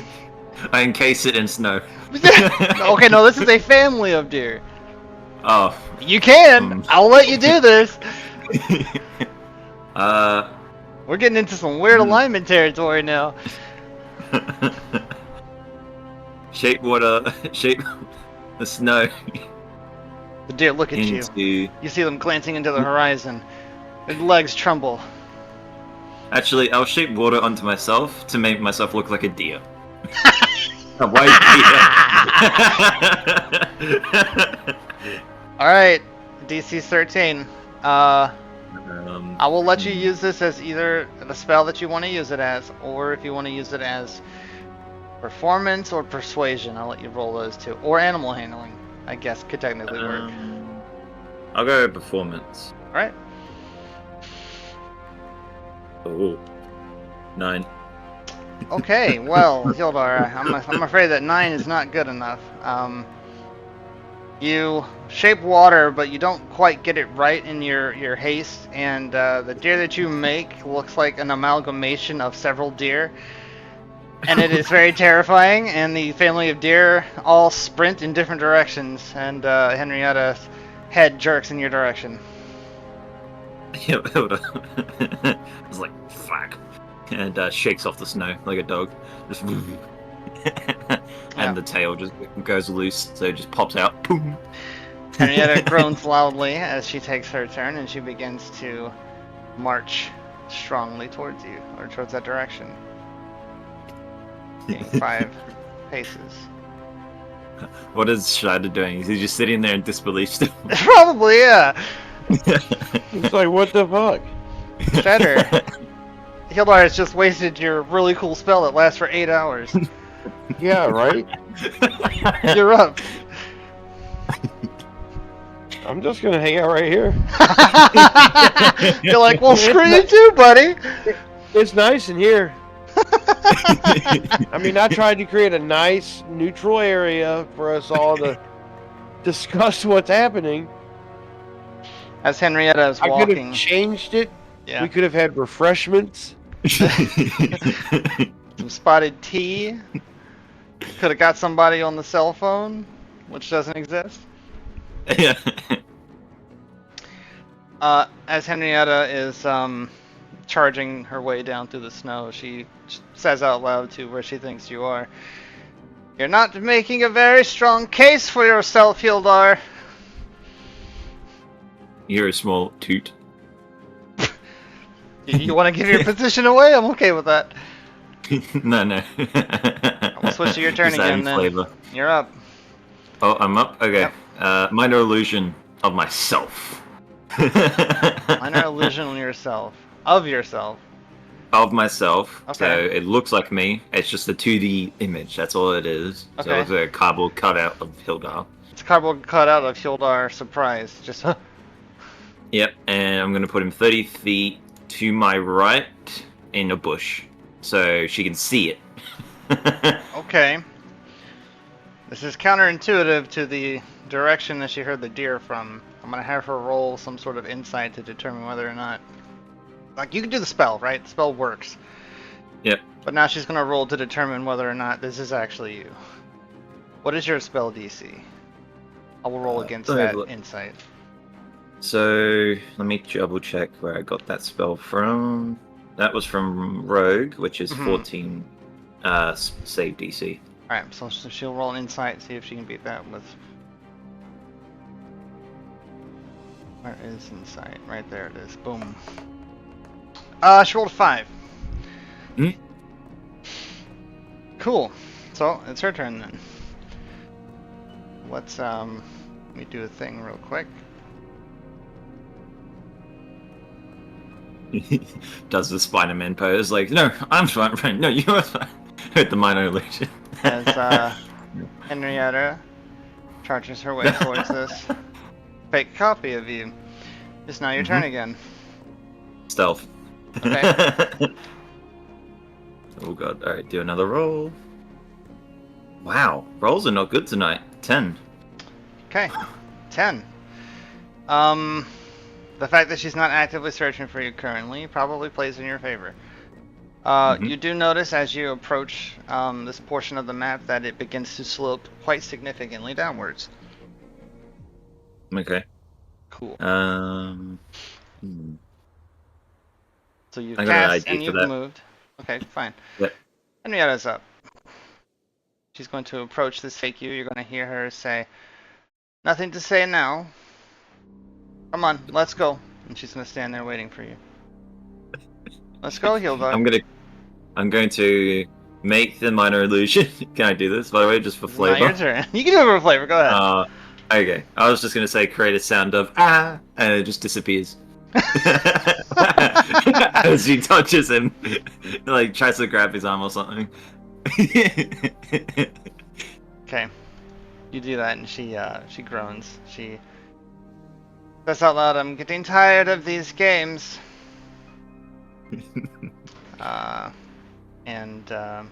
She's gonna, she moved, so action. Can I do an action? Let's see. What can I do here that would be fun? Probably not a lot. Paladins don't have a lot of like, hey, this is a whimsical spell. No, they have like, I will save you or I will bring you down kind of spells.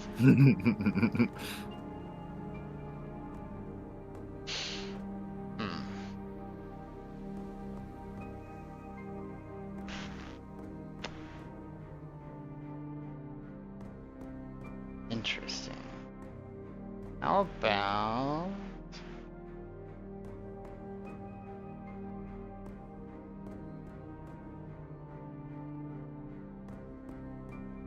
Okay. She is going to cast a spell. Yeah, this makes sense. I like this. She's going to cast a spell called Find Steed. Find steam. You summon a spirit that assumes the form of an unusually intelligent, strong, and loyal steed, creating a long-lasting bond with it.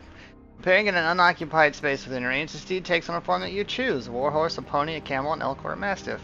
In this case, she summons a illuminated camel decked out in her regalia that she then mounts. This is going to double her movement speed. Oh my. And she's going to pat it, get on top of it, and spin it around to the last known direction that you were in. You're up. Shape water into a slide to slide down the mountain. Oh boy. Okay. So you're gonna go Hail Mary? Yep. You want to do quickly but recklessly?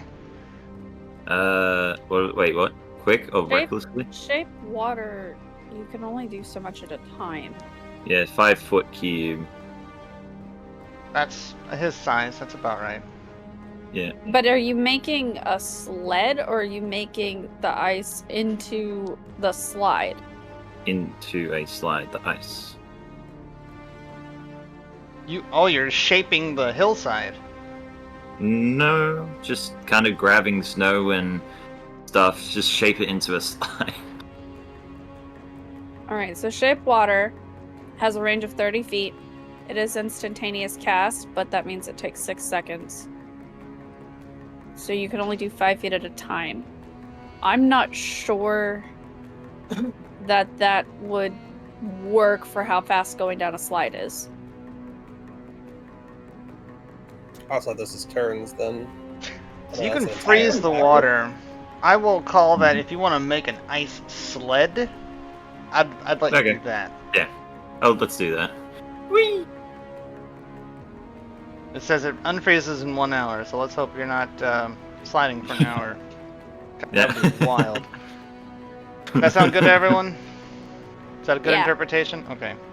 Yeah, because if you intended to make like a slide, as in a plastic slide at a playground, that's not gonna fly. For 5 feet, it will. Okay, so you're gonna shape water into an ice sled. You're gonna get a running start, and you're just gonna start going a la penguin. Yep. Cool. I'm gonna move you your 5 feet. I'm gonna dissipate that Hjuldar. He doesn't exist anymore. Die. Be gone. Ah. Okay, Henrietta. Beats your. What was your last elf roll? 10. I don't remember. Probably should have.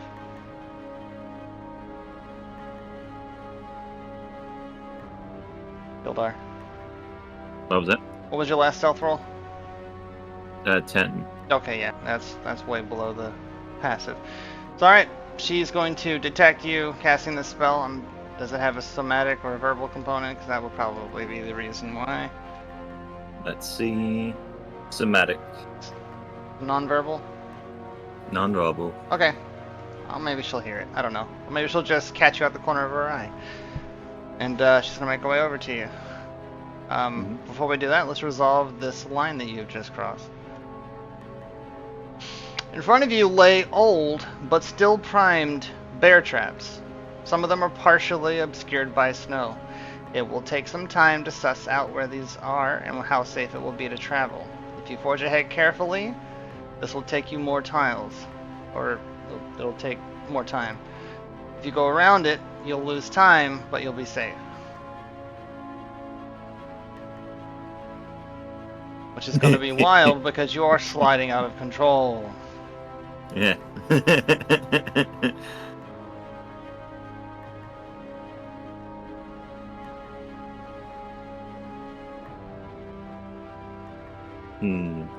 I am not sure.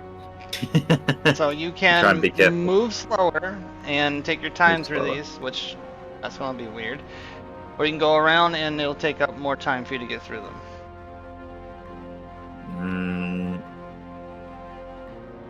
I'll go around them. You're going to go around them, okay. So for your next turn then, you can only move left or right. I'll go left. Oh, well, yeah, I guess it is. No, it's her turn now. You just did the ice thing. So she's doubled her movement speed. She is bearing down on you now. As she comes over this hill, she begins to also descend the hillside. She's chasing you the whole time.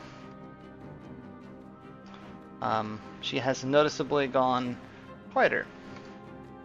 Let's see what we got here. I don't think she has. Nope. Okay. Yep, she's bearing down on you. Hjuldar, you're up. Strider, you still good? Just Okay. hanging out? I mean, god damn it. This is a hell of a spell to waste. He pretty much aced in the hold for you, Hjuldar, and you were like, you know what? Not that thing. Although I'm appreciative because I designed this whole thing around this chase.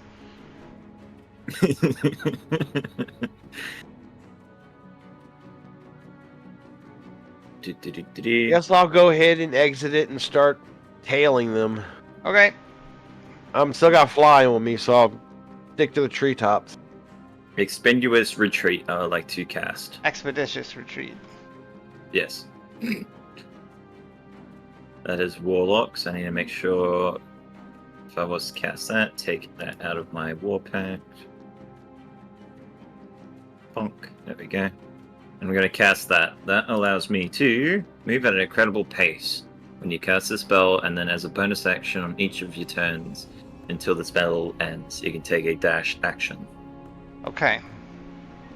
So this is great, only that you can only move left or right currently. Yep. So you can move left real far if you want. Yep. Cool, I'll put you at the edge of the map. Whoa, bop. I'll give that to you with no penalty. Sound good? Yep. What's it look like on your sled? Just and the tail is kind of used at the back to steer like a boat.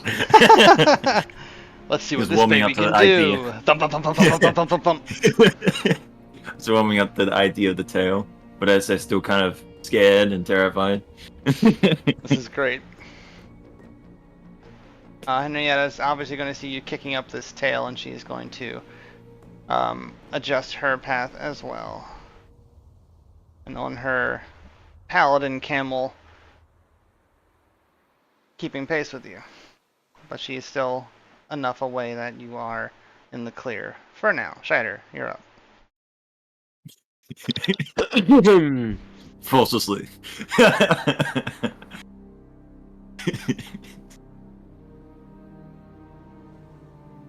You moved, didn't you, Scheider? You said you wanted to move? Yeah, I mean, I want to tail him. Okay, we'll put you there.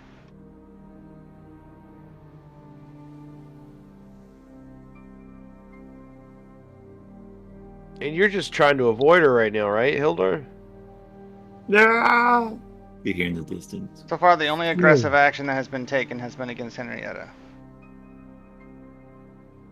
And that was what? Banishment. Okay. Try to. Well, maybe you should, talk, damn it. You start barking at him from afar. Can we just be friends?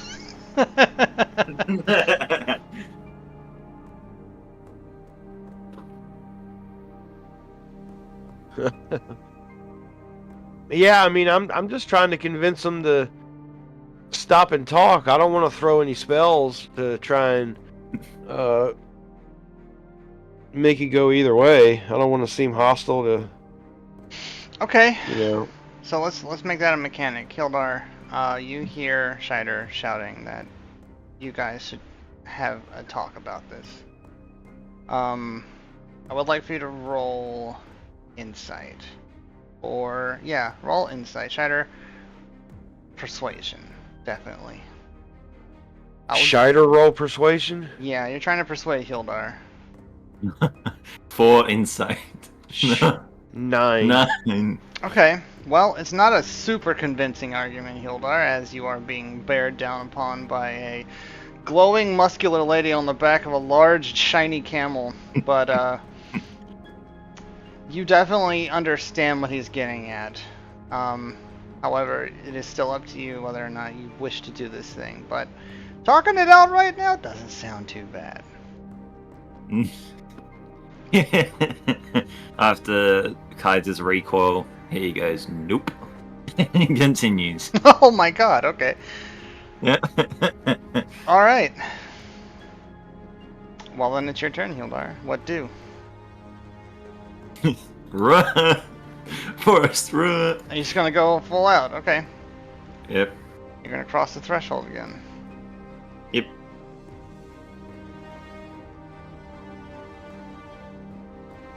A large bolt of radiant white energy strikes a tree near you. The tree begins to emit a bright white glow, and the precession of this blow causes the formed ice on this tree to clink and shatter like falling glass. The area has become too dangerous for you to push through. You can go around and lose time, or you can tempt fate. Tempt fate. Tempt fate! Okay, this is going to be a dexterity save from you. Okay. This is a new DC, as these are new predicaments.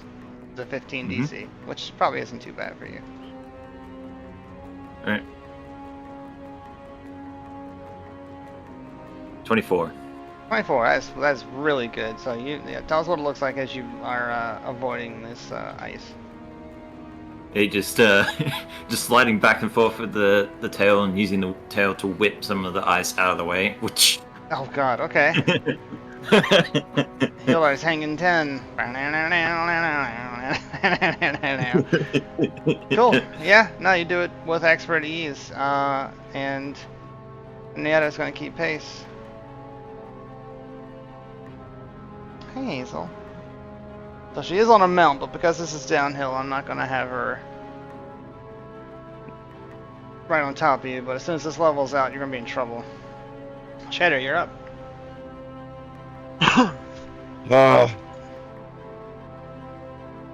Alright, I'll close the gap again and yell out, "Hey, what are you guys doing? Are you talking yet?" You definitely hear and now see a very, very bright glowing tree. What the hell? As she has cast daylight on a tree.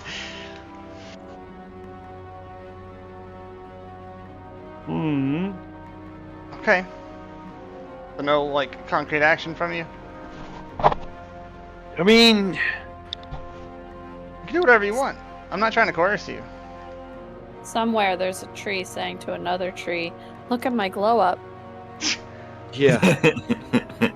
He would have smashed his into one of its branches, the one that said, "Look at my glow." The tree turns to the other trees. I am the sun!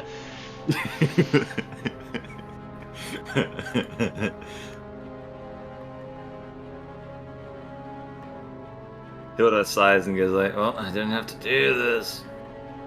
He's on his turn. I'd like to do something. Okay. Charlie, are you good? Yeah, I'm good. I'm still. Yeah. Okay. Paralyzed by inaction for fear of doing something wrong, Scheider abstains. Hjuldar, you're Yeah. up. Hilda. Oh god, this is gonna be fun. He's going to find the closest tree as he's like sliding in with his sled, Okay. and use his tail to wrap around the tree to slingshot him backwards. Up the hill? Up the hill. Okay. Interesting ploy. Yeah. You know that's not how momentum works, right? Like, yeah, it'll work, but you're gonna slide back down again eventually. Yeah. Are you just trying to It's throw her more off? just to throw her off, yeah. Okay. Like, she sees you and everything. She's gonna know you're doing a thing. Okay, I'm cool with it. Hjuldar, in a weird twist of fate, is gonna wrap his tail around a tree. Let's make this a strength roll, and let's see how Yep. far you get up the hill. 13. 13. I'll divide that by 2, and let's say you get up. Yeah, let's say you get up 2 spaces. So we will. She's bearing down on you, and you wrap your tail around this tree, and you just push up just above the cusp. And Henrietta, not expecting this, commands her camel, who digs its hooves in the snow, and they have trouble stopping with the momentum that they're doing. And it pushes her a bit farther away from you. Yep. She shouts out a grunt as she pulls on the reins. And then I'll call that her move. Do I have anything I want to do? Not really. How many times can I channel divinity? I think it's a couple times.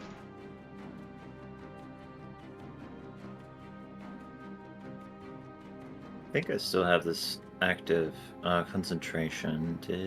No, so I didn't break it. Up to 10 minutes. I still do have as a bonus action to dash. Would I use that? So not in the particular situation that we're in. We're not doing like a combat. This is a skill challenge, Alright. essentially. This is a modified skill challenge. Okay. I'm trying to experiment with more ways for interactivity that are not, hey, you should die now. It seems like it right now. Well, you don't know because you won't talk to her. So you go up the hill, and she is going to do her best Yeah, I don't really have anything unless I get close enough to you. She's gonna dig in and seeing what you're doing, she's going to stop and quite literally wait to see which way you move before she moves again. She's going to be lay in action. Scheider. I'll see you Yar. again.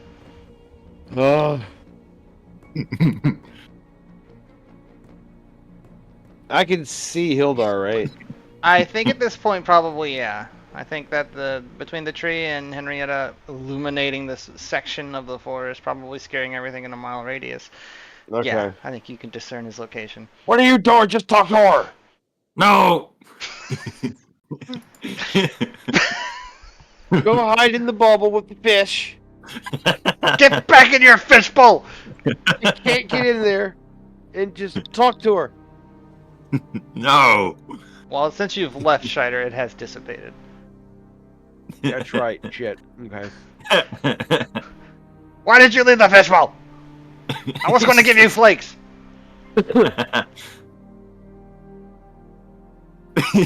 Alright, so your gambit is to try and talk to Hjuldar?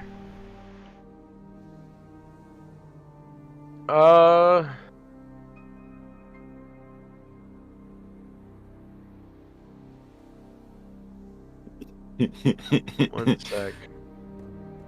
Transmute Hjuldar into a rock. She'll never suspect a rock of being an evil entity.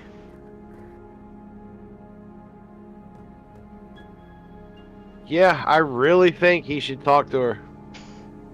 Alright, well, he's not listening to you. What do you want to do to coerce him? Hey, Sweet Pea. You want a snack?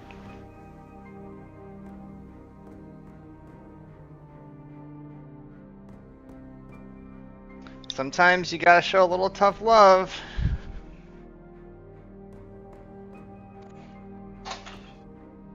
What if I transmute that tree into peanut butter?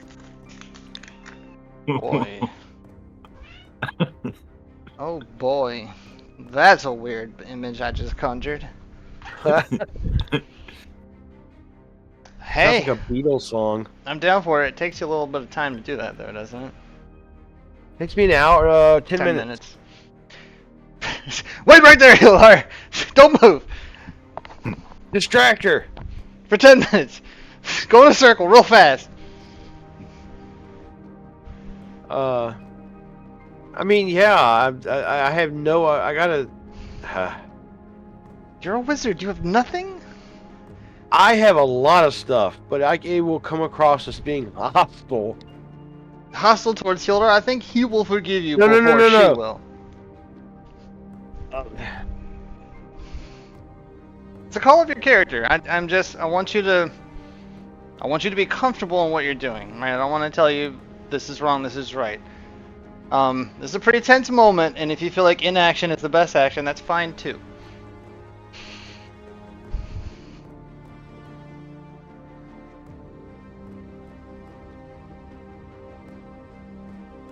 Although I do find it hilarious that the two of you end up in more tense actions than anyone else has so far. Or at least in a long time.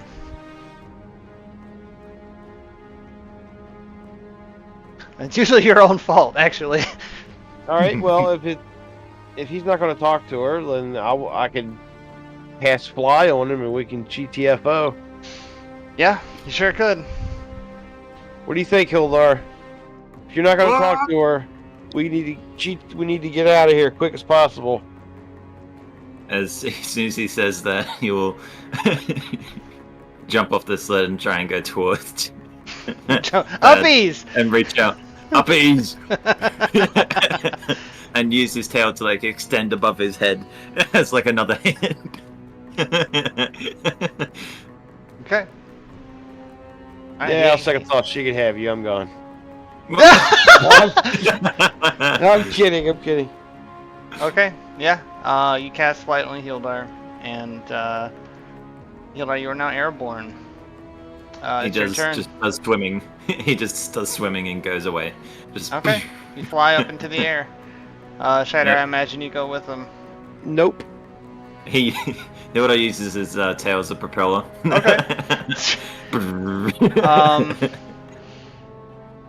Pacing in a small circle with her camel, Henrietta grumbles under her breath. Did you say camel? Yeah, she's riding a camel. She has been this whole Yeah, time. this whole time. Why am I just figuring that out? She's riding a armor adorned camel in her regalia, and it is also glowing. Wow, that's a sight. Yeah. And so, okay, so this is what happens then. Hjuldar, you make a beeline out of dodge. Scheider, you remain in the area for a moment. Both of you, please give me perception rolls. You go. 16. Ugh. 11. Okay, I think that's good enough. While you gain air, Hjuldar, this flying is not a foreign experience to you. Scheider, you do have a fear of heights, though. Ow, this has been a measure in Constitution for you more than you could probably let on. Yes. But through this escape that you have both successfully pulled off, you get a look at the surroundings as y'all have been traipsing through the forest and causing quite a ruckus. You both hear a rumbling, very low rumbling, and a whole lot of crackling as you peer at the top of the hill. There's an avalanche coming. And there's only one of you left on the ground. Hjuldar leaves.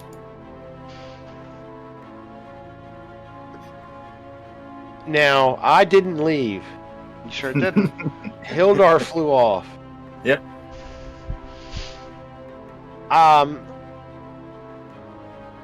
So Hjuldar and I know there's an avalanche coming. Yeah, the two of you see it. You don't think Henrietta Okay. has noticed it yet. All right, I'm gonna fly down to Henrietta. I'll tell her what's going on, and Wish her good luck. oh my god. All right, so I actually only have one spell slot left for Okay. fly, and I'm gonna tell her what's going on and be like, "Hey, look, I'm gonna cast fly on you." She grabs you. So we can leave expeditiously. I think I said that right. So I'll cast fly on her. She's Catchy spell. got you by the collar. She looks around. She looks up the hill. She can see the trees crackling, the boulders tumbling, the white powdery mist arising. And she nods at you. And for a moment, she flails kind of wildly. And I haven't experienced flight before. And she's like, "How do I go up?" Hold on to me. Shut- Do I have permission to touch your body? She squints at you and like tilts her head. In some places, yes. Hold on to me. Let's go. Yep, she's holding on to you. How far am I from Scheider, you reckon? If you want to bolt, man, you're going. I would say you're okay. between 30 and 60 feet away. 30? Yeah. Yeah, I say maybe he hesitates before going and then go. So, can we say 30 feet? Sure. I like to charm Scheider. Okay. You're gonna charm me? He's doing a thing. Scheider, what's the spell save for this, Hjuldar? Let me have a look. Is Wisdom 13. Alright, I need a wisdom save from you, Scheider. As Hjuldar has just initiated PvP. Hold on, I'm making sure I don't have any kind of special shit.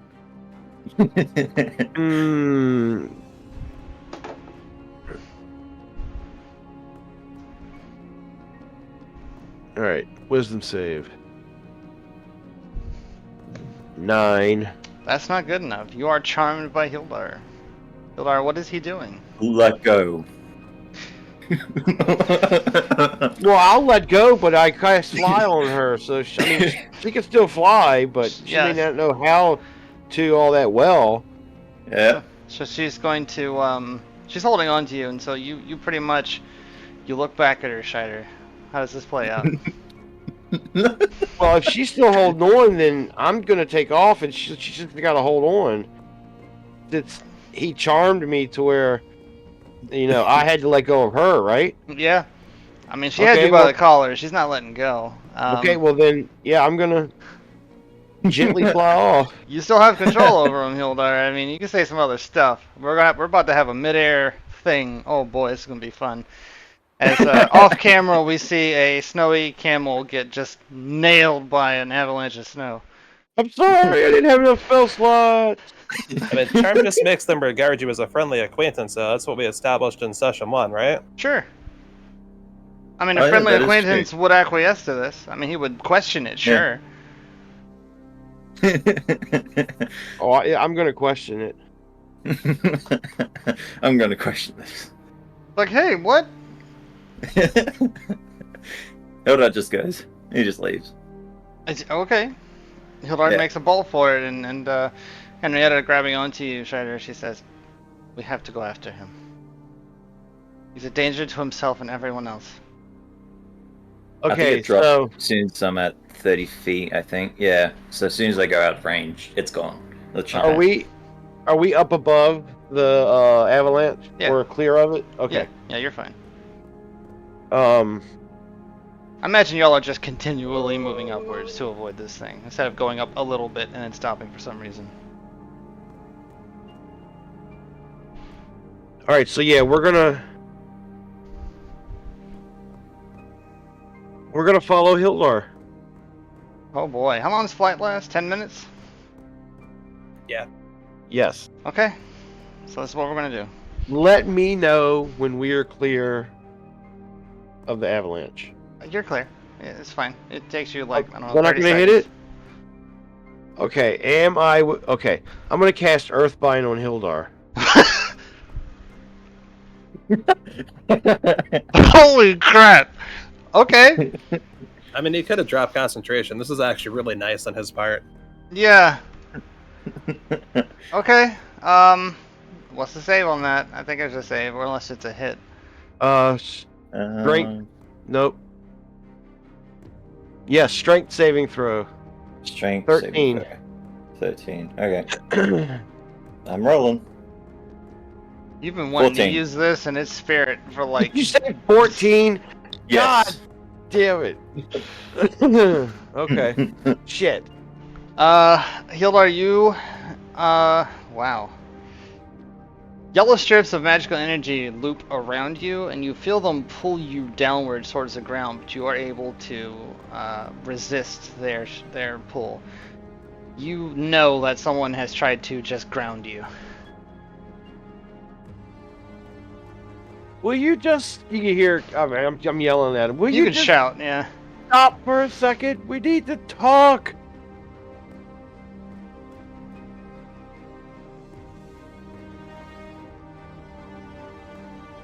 I am out of ideas, Shider. I don't know what to do in this situation anymore.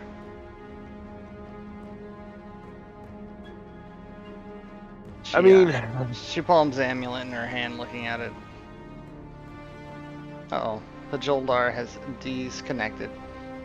Oh, shoot. Okay. That's cool. Well, we can use this as a break then. How's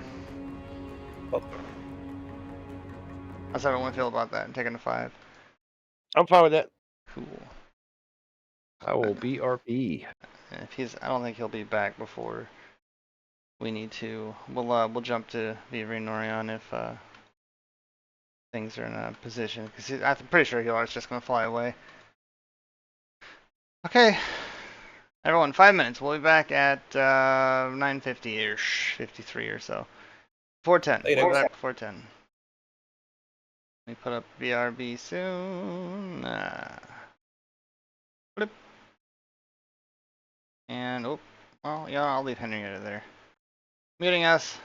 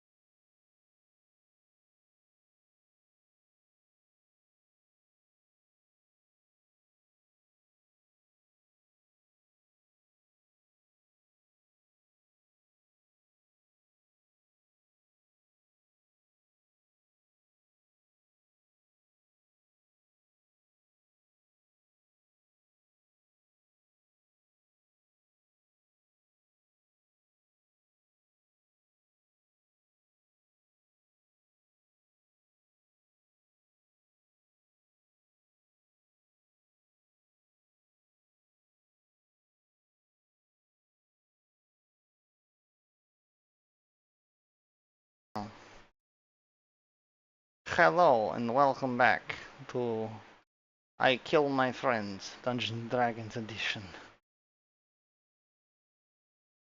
You Cameras. might with that magic missile. I'm waiting for guests to connect for you, Hjuldar. You don't have to join if you don't want to, but you are not currently on screen.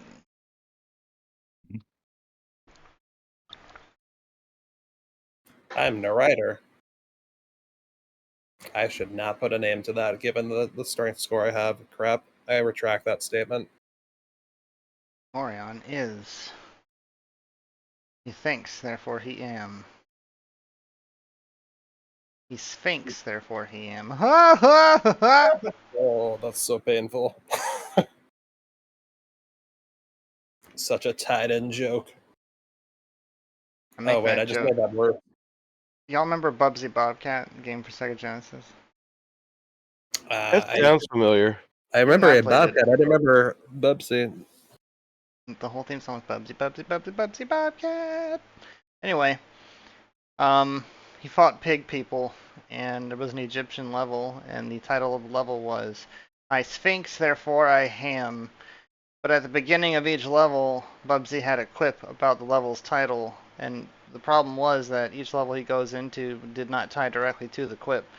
So sometimes he would quip about a level that doesn't make sense. So this one, the quip about this one was ham not. It was the dumbest crap ever. What before? Yeah, I guess in fairness, back then I actually knew one of the one of the devs of a lot of more like the advert games than like the like more kind of just like art focused ones. But a lot of them had similar like dev timelines and whatnot.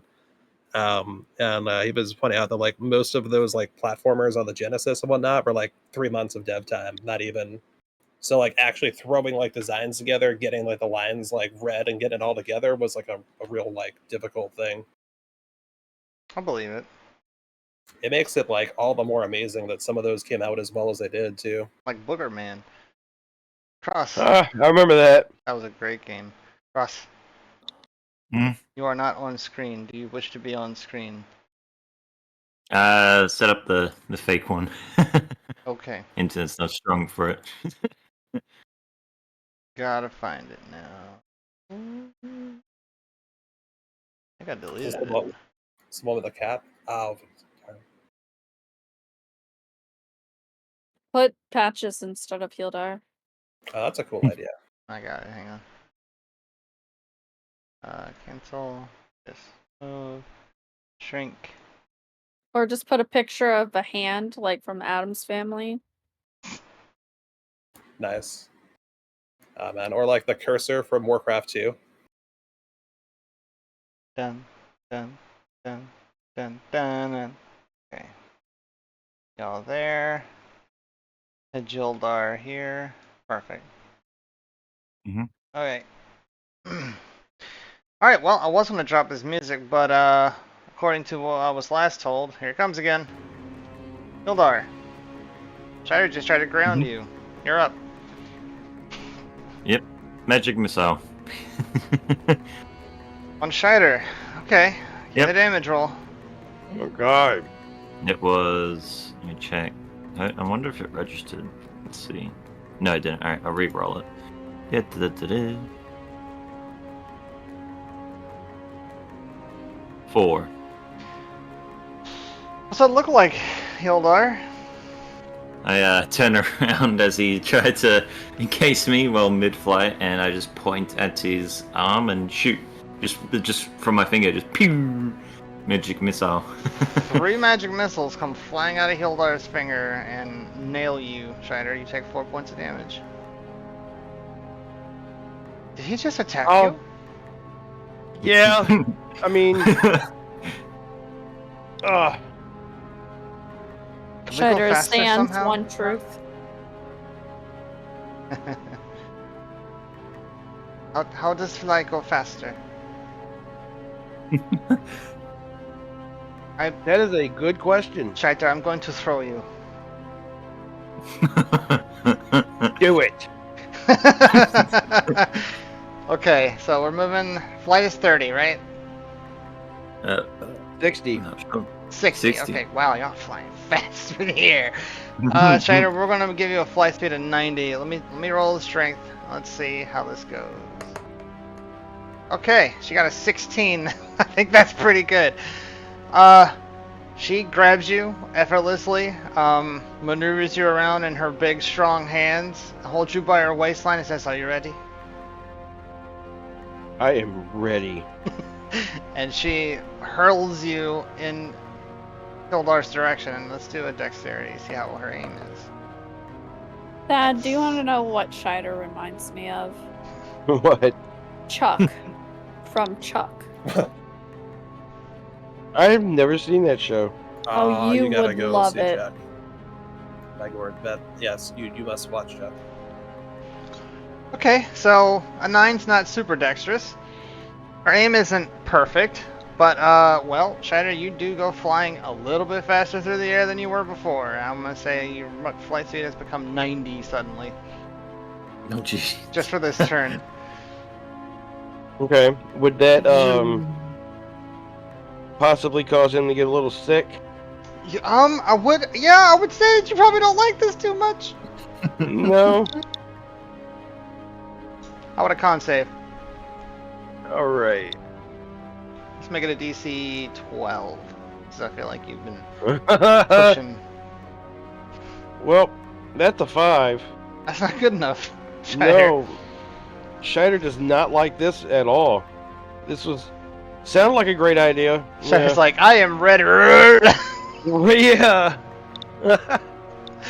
As you become a spiraling vomit missile flying in Hjudar's general direction.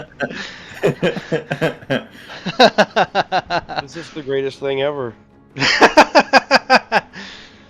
This is why prestidigitation is such a required spell for this campaign. Yeah. So given that y'all were 30 feet apart, as we established with the casting, and you are going 90 now at what is normally a 60 speed, this is going to put you right next to Hjuldar, within, I'm going to say, 10 feet. There, you are now sitting next to a puke rocket, Hjuldar. Shider looks like he's covered in some sort of ick. Hjuldar uses. I'm sorry. Yeah, I mean, Shider can't do a whole lot, but puke. For that turn, I'm gonna say you puke. I mean, whatever Hjudar's about to do next, you're fine for the next turn. Just double checking. I'm going to throw bowlers and Shider. Throw what? Bolas? Yeah. Okay. Mid-air? Yep. Oh. Using my tail to like switch from propeller mode to grab the bowlers from my backpack using the tail and whoosh, I mean, this right is a at hit Shider. roll. Yeah. It's not gonna do damage, but let's use. Do you have daggers to throw? Do you have throwing daggers? I don't have throwing You have daggers. anything that you can throw? If you have stabbing daggers work the same on D&D Beyond because they're decks. Well, yeah. Do you have Oh, daggers okay. at all? As well? I know you have a dagger. Yeah. All right, throw your I dagger can at use that. Shider. You're not gonna do damage, but if it hits his armor class, then well, you get him. 16. That's It's a it. 16. Okay. What's that look like? It I throw it at him and it wraps around his torso, restricting his arms. Shider, your arms are pinned to your sides as this double balled rope wraps around you tightly. God damn it. You're no longer able to cast Wait, somatic just- spells. What does that mean? Anything that requires a somatic component for your spells, you're not going to be able to use. Okay.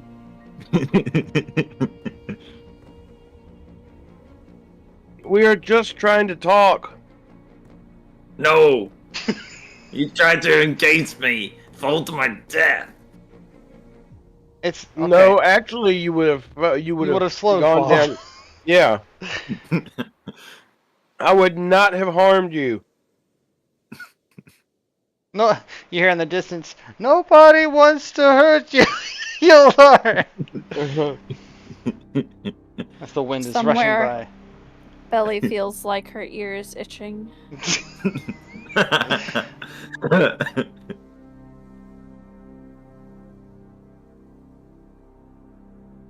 Strider, you're up, I guess. Well, I mean, I can't really do anything other than talk. Trapped in the jar. Yeah. God, a Hjuldar story? Okay. Yeah. Do you want to know how we taught Hjuldar to swim? You know, when most people are growing up, their parents kind of just throw them in the water and hope for the best, but Hjuldar was always an avid child when he was younger. But he was always really trepidatious around water, so what we did was we blindfolded him and we told him that we were going to lead him out to an outing on a day of celebration. And this is going to sound a little mean, but you know, it's ribbing from one child to the next, right? We coerced him to follow us without seeing, and he walked into water and proceeded to sink like a stone. So, picture this, an entire group, the entire family of the Trollax legacy, jumping into a swimming pool to save Hjuldar, who probably took on more water there than he had in his life previously. Long story short, Hjuldar didn't die, but has a profound respect for water now. Maybe not tight places so much.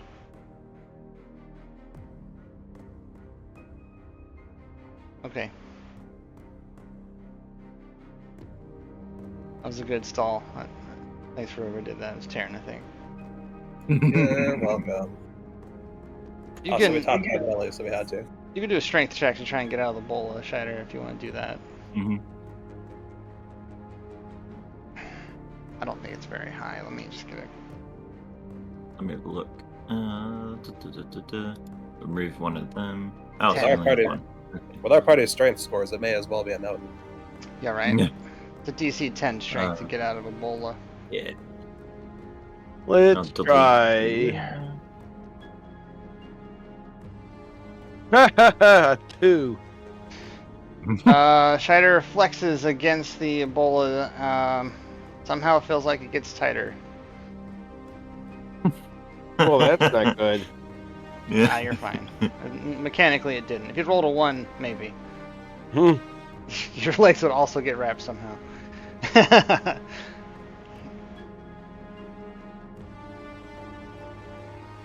But I mean, yeah, I guess that's my turn. Yeah, Hjuldar, you're up. Cheddar's Mhm. caught up to you. Y'all are keeping the same speed. You know I that don't the know. flight spell has 10 minutes of flight, and y'all are hoofing it. Like you can see over the horizon of North Era. In the distance, you see the obsidian spire. Spire, right? Citadel. Citadel. You see Goldbeth with its lights twinkling. There are villages that dot the horizon. It's actually really pretty. Mhm. Just The flying. mountainside is gorgeous. The moon is bright now. It is definitely nighttime. If you listen really hard, you hear, I love you, Fran. Echoing throughout the cavern walls. Cavern walls? The valley walls. Valley Valley. side. Mountain sides. Trees. Bugs. Fly hits you in the air. Hjuldar goes closer to Shider and cuts the bowlers. Hjuldar, you're doing some weird stuff right now. Mm-hmm. Shadow, you're free. Thank you. And Hjuldar So- stops. Can we finally talk? And as soon as he says this, you just see Hjuldar just go, pew, and you just go, whee, because you keep on flying straight. I guess not. Okay. Okay. I've stopped.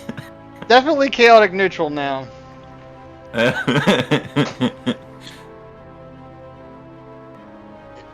Okay, Shadow, you're up.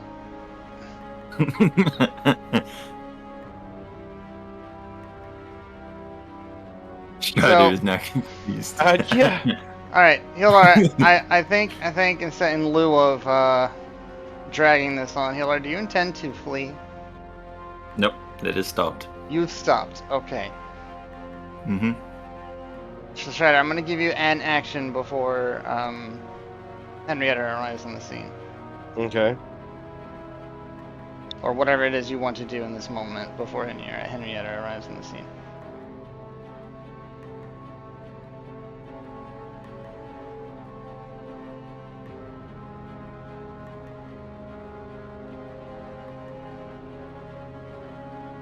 I mean, If you got nothing, that's fine.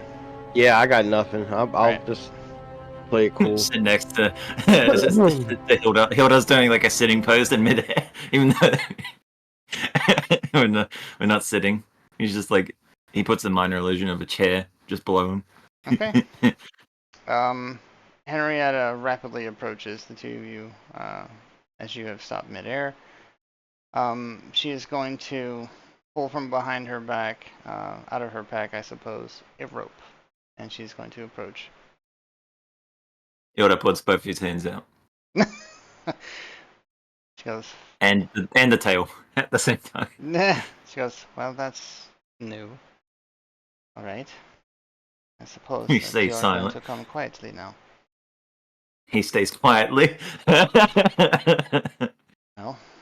you're actually taking literal. How do you say? Command. And she begins to tie you up. Hands first, and then ties your feet. What about the tail? Oh yeah, to your hands. Okay, yeah. I suppose we should land. I don't imagine this lasts for very long. Hilda Yeah, just slowly starts descending, like no clip, just good goes downward. idea. So she's tied you up, right? And she's got a lead Oh, okay. on you. You are on a leash. Oh, okay. So yeah, the three of you will lower down then and pick some spot on the ground. In the forest, yeah. Hjuldar, what do you have to say for yourself? He stays silent. Okay. You do know that your actions carry pretty swift consequences, yes? He nods his head, yes. What is going on? You're not evil. He puts out his hand with the Kaiser hand. So, hopefully this is going to make things a bit clearer for everyone. You do this, and Henrietta recoils in shock as she looks at your hand. She goes, how long have you had that? I don't actually remember. How long have we had that in game? You've had it for a little over a month. Month, he says. Maybe a month and a half, something along those lines. Yeah. She says, I don't remember you having that the other day. What has changed? No, you have had it. She's telling you that she didn't see it before. Oh, I didn't see it before. Schreider, you do not see what they're talking about. Yeah. It's invisible Right. to everyone else, he says. You do But he probably hides it. remember the one time Hjudar's hand became a dog, though. Yes. So to the outside observer, while that was pretty funny, it sort of just looked like Hjuldar was pantomiming. Just being weirdo. What was it, sorry? Just being a weirdo. So, Schreider, I was kind of hoping you would participate in this conversation. That's okay, he's not going to. Henrietta produces the amulet again. She looks at you and goes, where did you get this? The Arctic. I think it was the Arctic, and we got it. No. From Jeff inside. Yeah, you got it from Jeff, from the inside. And Jeff had it at the on the time, you all inside. had a hypothesis of where it came from. We did? Oh, Yes. no. I can't remember. Anyone want to help him? I think you should do a history roll. Alright, yeah, do a history roll. This was pretty obscure information. It wasn't something we talked 4. about in length. A 4. You don't remember. Yeah. But I remember where we got it from, but just not, like, Yeah. why. Jeff, the automaton. Mm-hmm. Why did he have it? I'm not sure. I can't remember. She's looking down at your hand. Does it have a name? Kaiser. She's gonna do a What? roll now.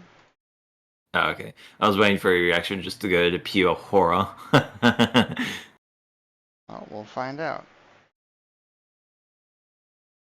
Is Kaiser doing anything, by the way? Does it feel like he's squirming or something? Kaiser is doing basically what you're doing. He rolled 9. Not good. He,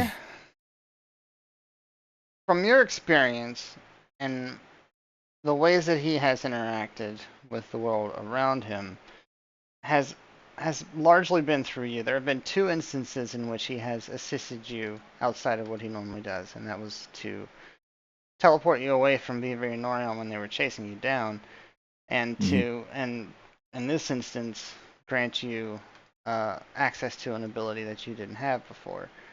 Aside of that, he's been giving you true sight to see as he sees.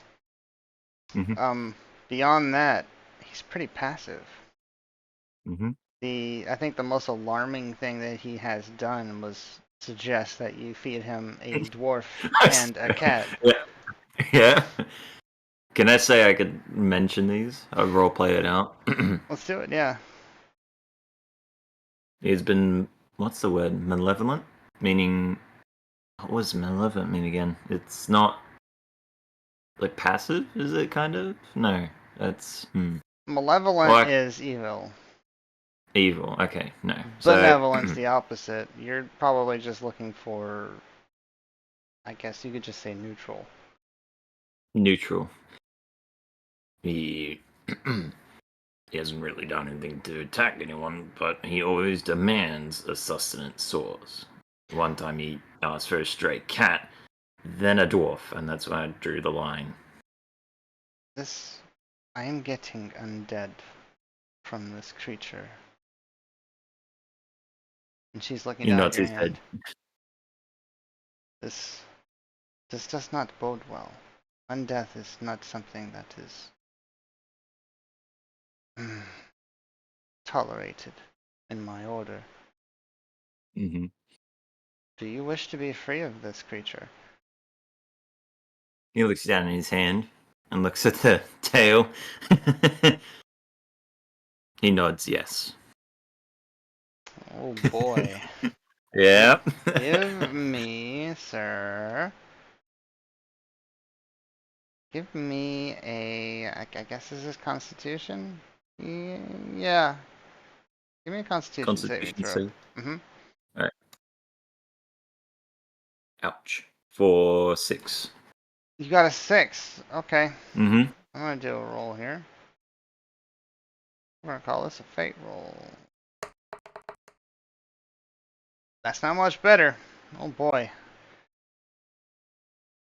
Kaiser responds to this negatively. You saying this thing. It kind of feels like your ribs are trying to escape you. Yeah, it's not pleasant. It's not painful in a way that is damaging, but you're not comfortable. It seems that in the presence of this paladin, Kaiser may have limited functionality. She says, well, there are several ways we can go about this, but it's not something we can do here. He nods yes. Alright.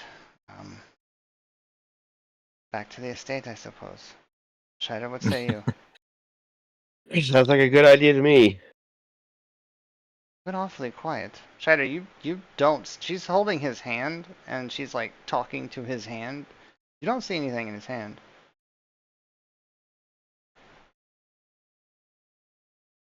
You can see the tail, but you can't see what's in the hand. Isn't that weird? But, yeah, definitely seems weird. I'm assuming something's up with his hand. I don't know. I'm giving you information. You want to do something about Well, it? I was talking to. Are you talking out loud?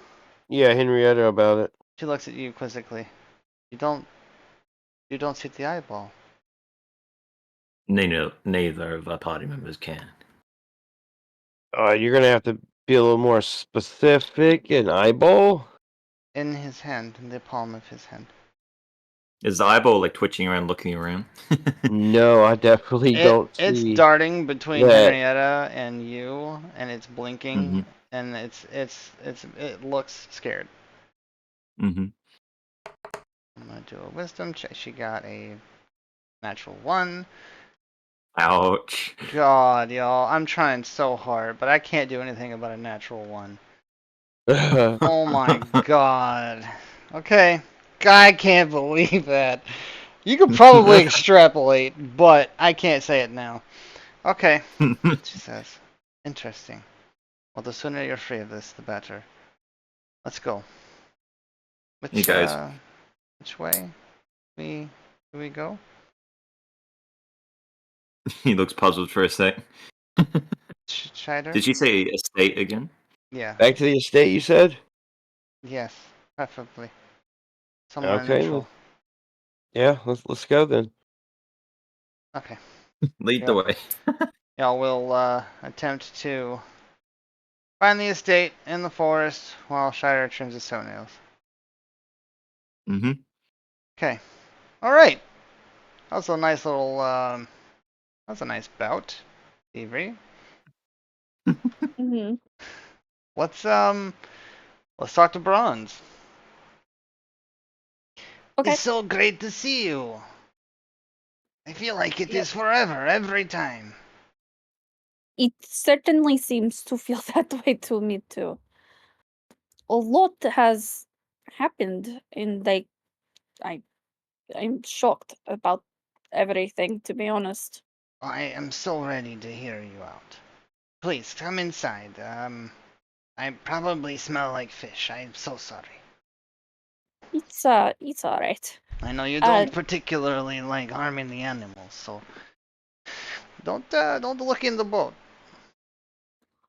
I had a feeling that I shouldn't, so no worries there. Sometimes my hunger won't be lay. Okay, inside. After you. She'll follow him in. Okay, well that's not what I Well, said, but I'll go first. He steps inside. well, I mean, do you want the good things or the bad things? Vivri with you, it is all good things. No, no, I don't think this particular one is going to be a very good thing. But we'll start with the good thing. Okay. Just a few hours ago, I went to see this opera, and it took me into it. Like I was in the audience, and then all of a sudden I wasn't, and I was Really? performing. It was very fun. That is amazing. What was the opera about? It was about a woman who was being uh encouraged, I suppose, to marry this rich noble. And then she goes into her garden and she finds this uh what is the word? I don't know. Lute player? A vagrant. Yes, that. And he professes his love, and then she's not quite sure what to do. She's resisting all. She doesn't want to get married. And then her family forces her into it with the rich one. And the vagrant comes and helps her escape, but they get into a catapult and then they fling to their deaths. He scoffs a bit. Well, all right, that is certainly a different opera. I love opera. It Perhaps was, you went with a date. well, Huh? I went with Nori, but, Oh, yes, him. How's that going? You know, that brings us to the not so good news. Oh, okay. This require tea? Possibly even stronger. And we found a monster. But it's not really a monster. I'm sure it's just a creature, but it called a glauconatid, a glaucomatid, A Okay. Glackornithid. Hmm. Glackornithid? Is that what you're... Glackornithid. Yeah, that's And fine. I thought you were doing a bit. a little column A, a little column B. Okay. It shows up in pocket, and it bends reality around it, and it takes its quarry that it tracks, completely destroys it, but leaves no blood before leaving the corpse absolutely devoid of any You liquid. know what? This does require tea. I just keep talking. I will get a kettle started. And once it's done, it goes to ground. We found some research about it.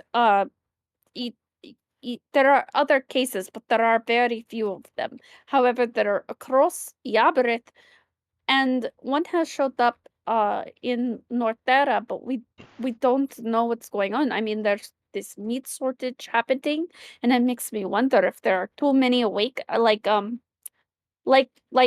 locusts, that they go to ground for so many years, and then the other group of locusts go to ground, and every so often they emerge together, and it's like a super swarm.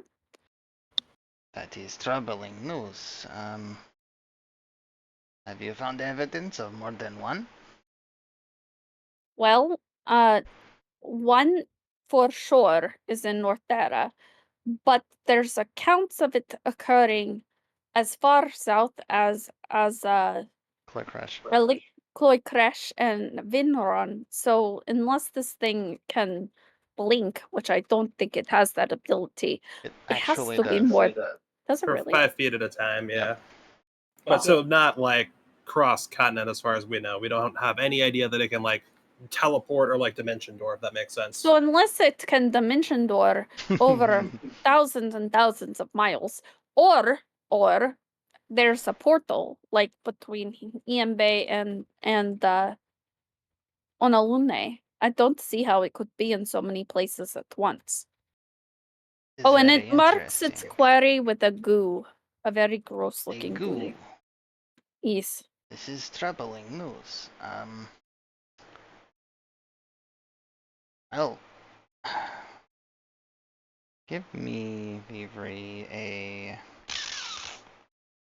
What do you want to call this?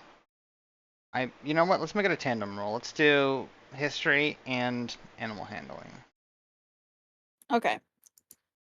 I'll I'm take gonna give them. myself guidance. Okay. I'll make this a middle of the bridge roll here. All right. History is 15. Okay.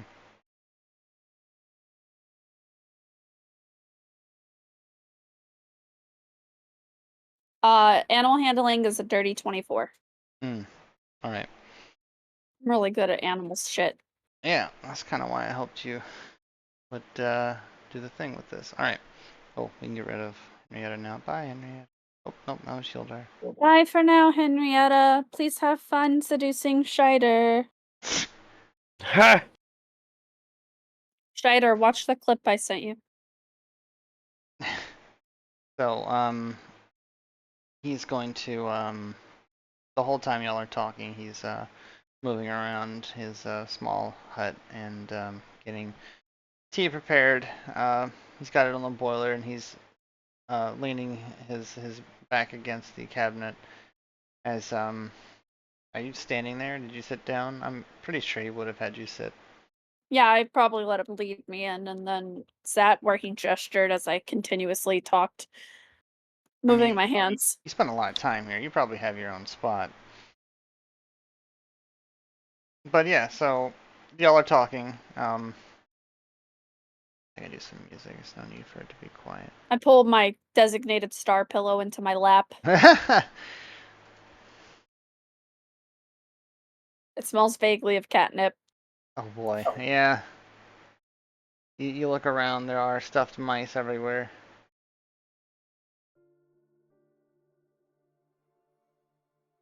Okay.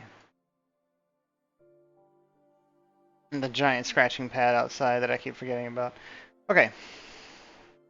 Where'd the music go? Oh, it's just really quiet. Okay. There we go. He goes, Vivri, I've never heard this thing by name. But it does not sound like many animals that we know of as druids.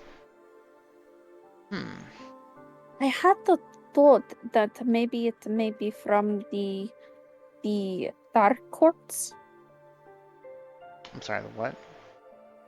the dark fae courts. The dark Yeah, fae there's courts?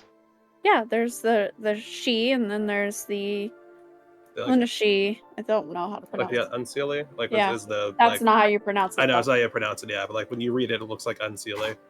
Yes. Okay, what are we referencing here?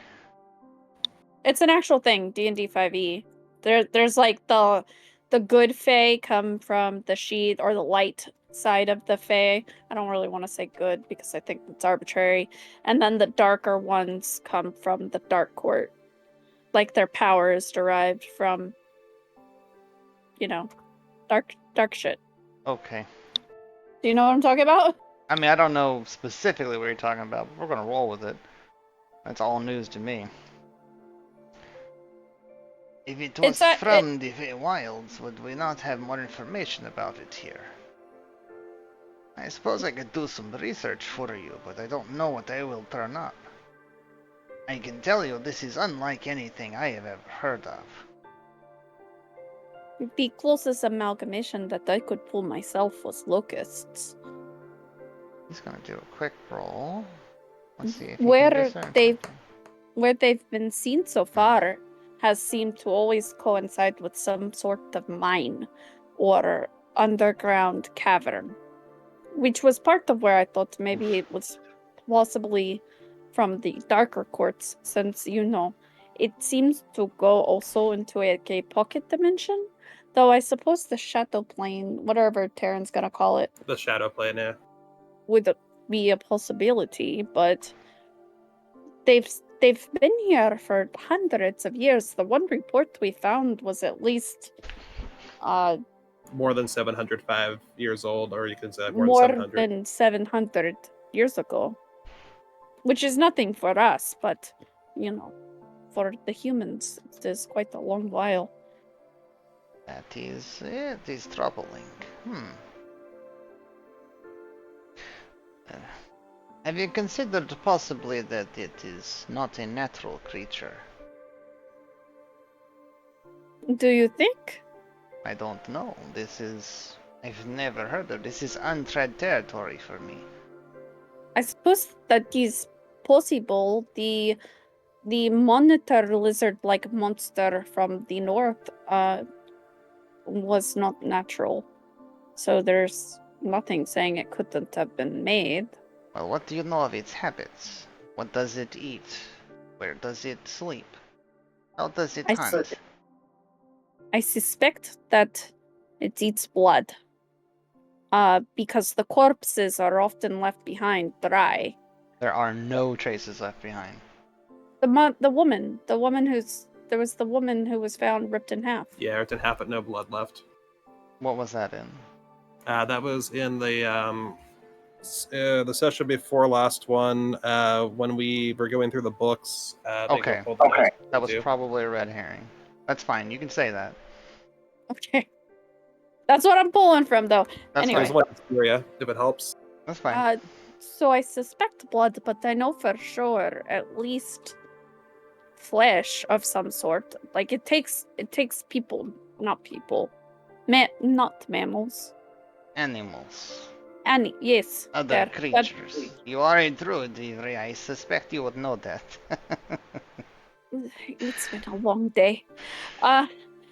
So yes, it would take those. It seems to like darkness. It seems to Is track. it nocturnal, diurnal? Does it seem to have a preference? I cannot tell. My theory of that is because it's been seen in many caves and mining caves in particular for Northera, and I believe as well in some research journals from further south of Yabret.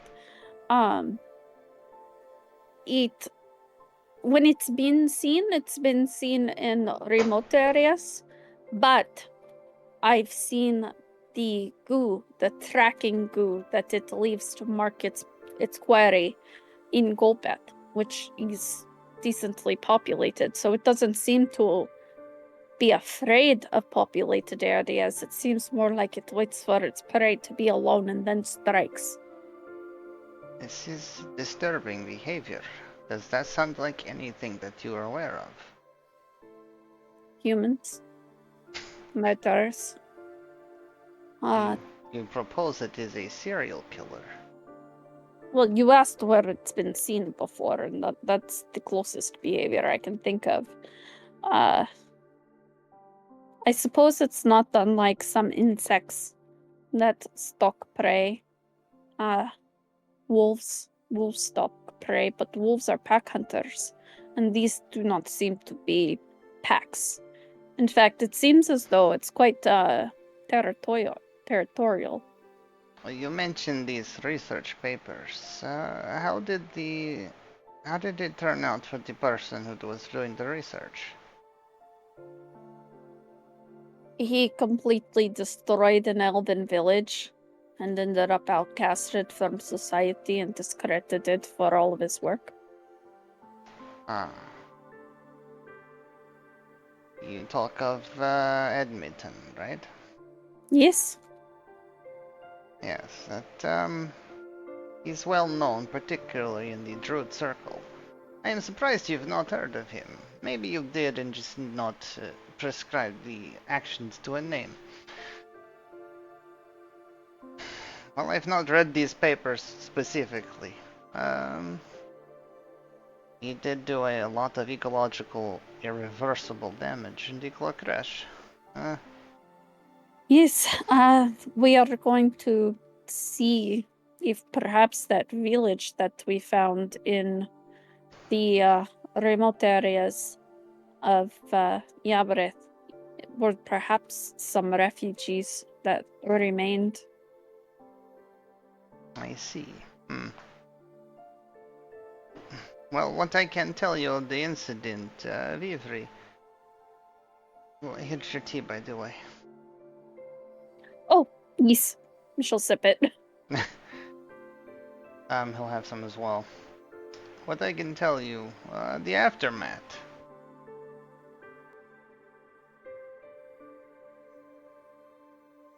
Lord Edmonton was discredited greatly, shunned, if you will.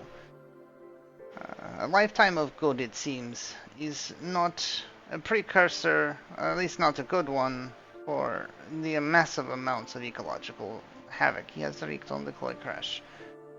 There have been some growth there, in that particular grey area, but,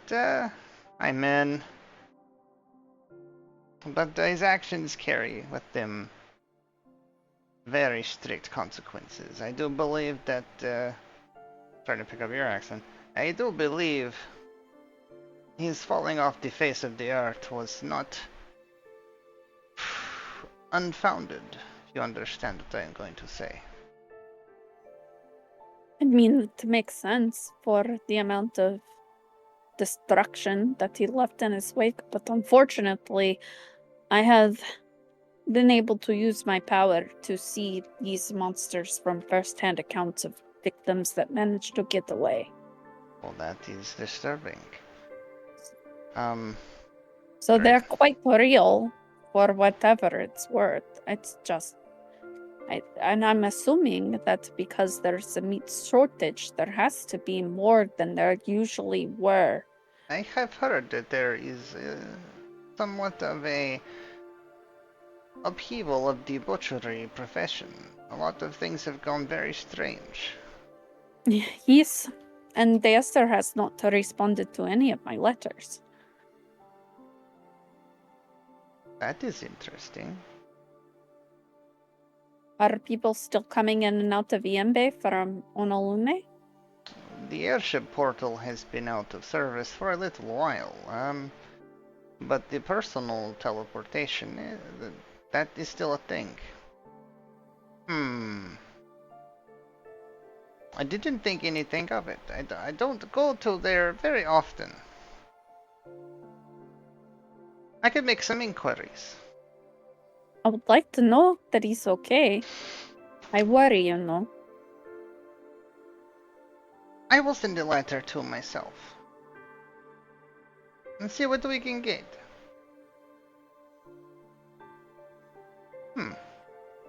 There's been no news of any misgivings or misdeeds. It's just been out of commission, suppose, under the guise it's being worked on. I didn't think too much of it.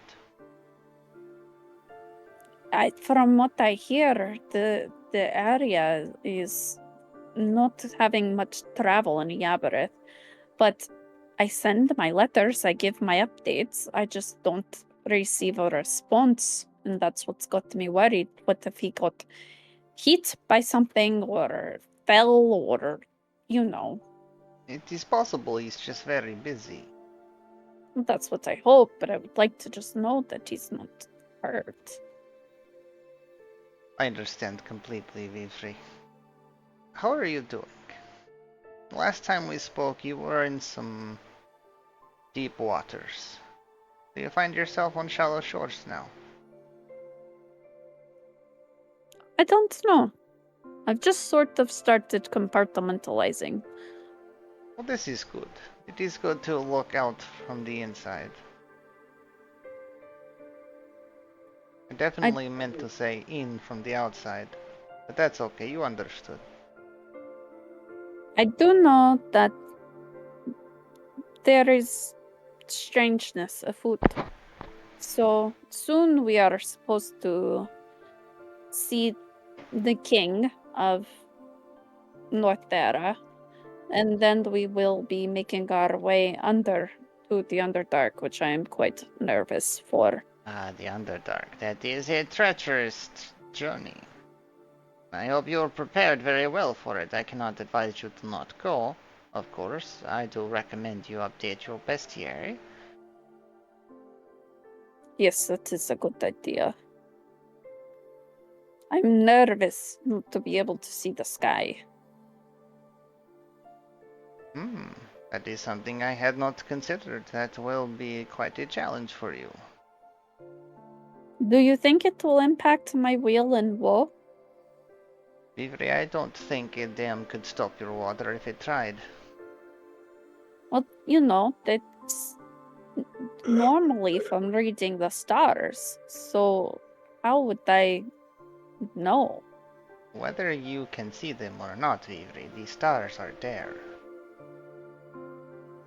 True. The bodies do not change their position in the sky any more than the dirt will change its position above you. They will be there. You'll just have to call out a little louder. Which, admittedly, might be pretty difficult in the Underdark. From what I hear, you do not want to be late to be loud down there. I'm very worried for No, don't Hjuldar. recommend that. You'd also want to stray away from light as much as possible. Yes, I'll have to be careful with my starry form. Just remember, Vidri, you are a druid. You do have a kinship with the beasts of this world more than most others do. You have experience in the Feywild. There are an awful lot of very dangerous creatures here as well. You can do cute. this. Well, I think that frogs are cute. I mean, you probably don't. Frogs are wonderful. Yes, of course. Well, just you imagine them ever- as really big frogs then. Have you ever licked one? Well, can I tell you? Not on Yes. purpose. Oh.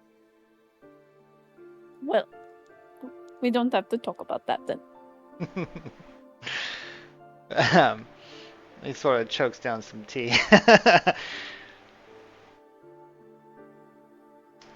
It seems you are doing better. You've got color in your skin again. Are you staying in the sun more? It helps that we are not in the freezing cold where I have to stay inside the cart while I freeze to death. A little bit Though of I- an oversight, I imagine. Though I do have a chaos god in my pocket that I do not know how to get out of its little frame. Okay, now we're getting a little weird. I I- do that remember is you right. talking of time no more, but you still have it with you. Because I can't figure out how to get them out. Well, have you I tried talking to researched him? it. I want to talk to him, but everybody keeps telling me, no, Vivri, you can't go into the thing, Vivri. You have to stay here, Vivri. Vivri Siram, when has it ever been true that you do exactly as everyone tells you?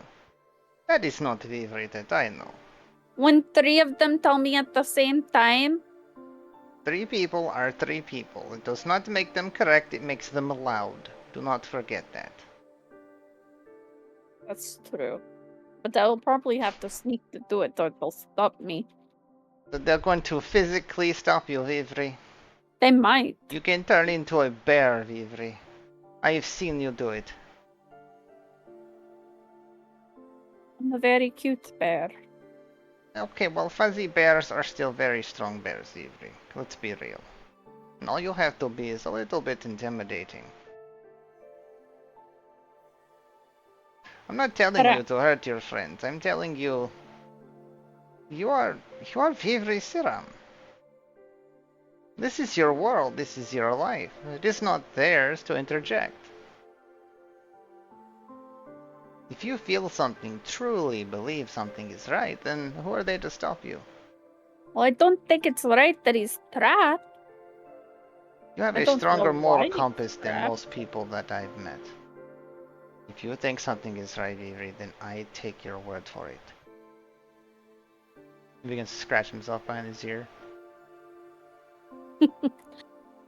Well, the night gets long in the tooth, and I should probably head back soon so I can do the worship. Yes, absolutely. This, unfortunately, doesn't last very long, but it is very good to see you. It is good to see you as well. If you do hear that the Esther is alright, if he can't send a letter out, please send me one to let me know. I will do this for you, absolutely. Thank you. And she'll disappear. Okay. What? Oh, okay. He turns around. You're not there. All right. Welcome back. Shall we worship? I have been, but if you'd like to do so freshly, we can. Do you have a good time? Mostly, yes. We'll do the thing so that we don't have to continue to RP through the night Yeah, to that's get to fine. the morning. That's fine. I Okay. we'll have a wave that they Yeah, do what you do is the needed to be painting, done. you do the worshipping, you practice Celestial, and it's a very serious, good time. Kara brings you Vivri in her 2 front claws, balancing delicately on her hind legs as a bipedal, a very, very burned potato. She That's presents it to you amazing. proudly. What happened? I missed that. Kara burned a potato and brought it to me. Good job, but this looks wonderful. Do you want to share it with me? She looks up at you, she looks down at it, and kind of nods trepidatiously. I'll split it with her. She'll eat it slowly, but she'll eat it. Vivri will eat every bite. Okay. The morning comes. What do? I think first we're gonna go look for souvenirs Okay, so that Mother can have her breakfast. sure. Yeah, it's fine. I mean, do that. We don't want to. Yeah, that works. Well, we don't want her to not eat. She'll be grumpy. I just probably would have invited, like Nori probably would have invited you up to the penthouse again, to offer some grapes and tea and whatnot in the garden. No, she's on a mission. It's on a mission. All right, there you go. Boom. Taken care of. Okay. You're looking for some shots. What are you looking for? I don't know. You want I'm a about general to store? ask- Or do you want like a specialty boutique? Yeah, I'll tell you what. let's- Roll me a d4. And I will come up with what you find, and we'll go from there.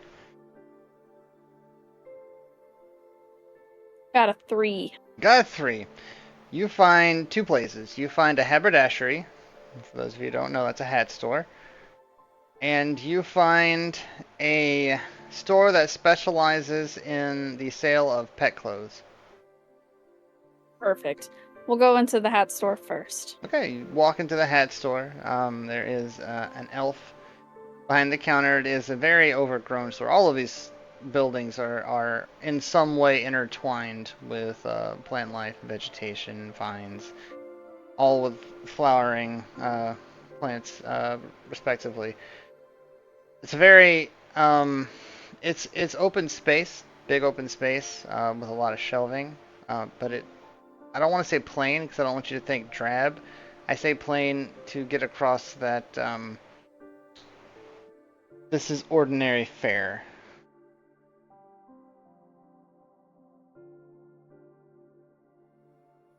Oh, both the kitties are sleeping together. Oh, Hazel sleeping on my chest.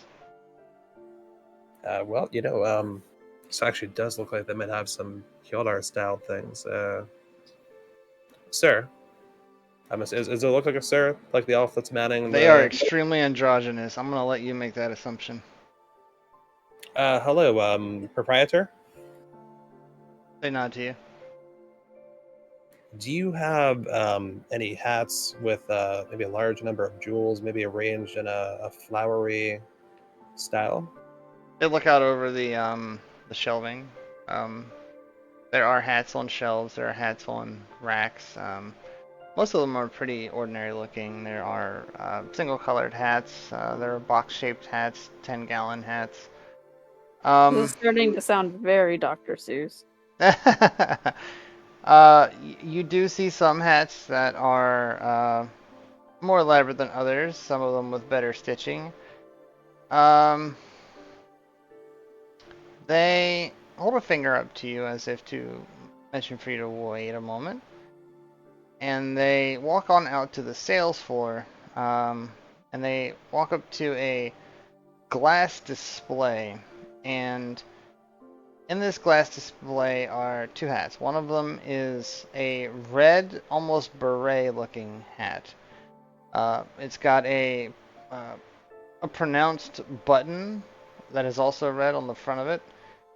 And the other hat is... It is a brown fez with streamers dangling from the top. Not Do you sure. think there is one that Hjuldar might like? I was looking for Hjuldar first. I thought the other store you mentioned might be, well, I could have one for both of them. Well, there are 2 hats we're looking at here. One's this red beret with the really pronounced button. Maybe that could be symbolic of buttons. Maybe Hjuldar would like that. And the other one's this brown fez with streamers dangling from the top, which that actually does sound very shatter. Right? Let's do that. All right, we'll take both.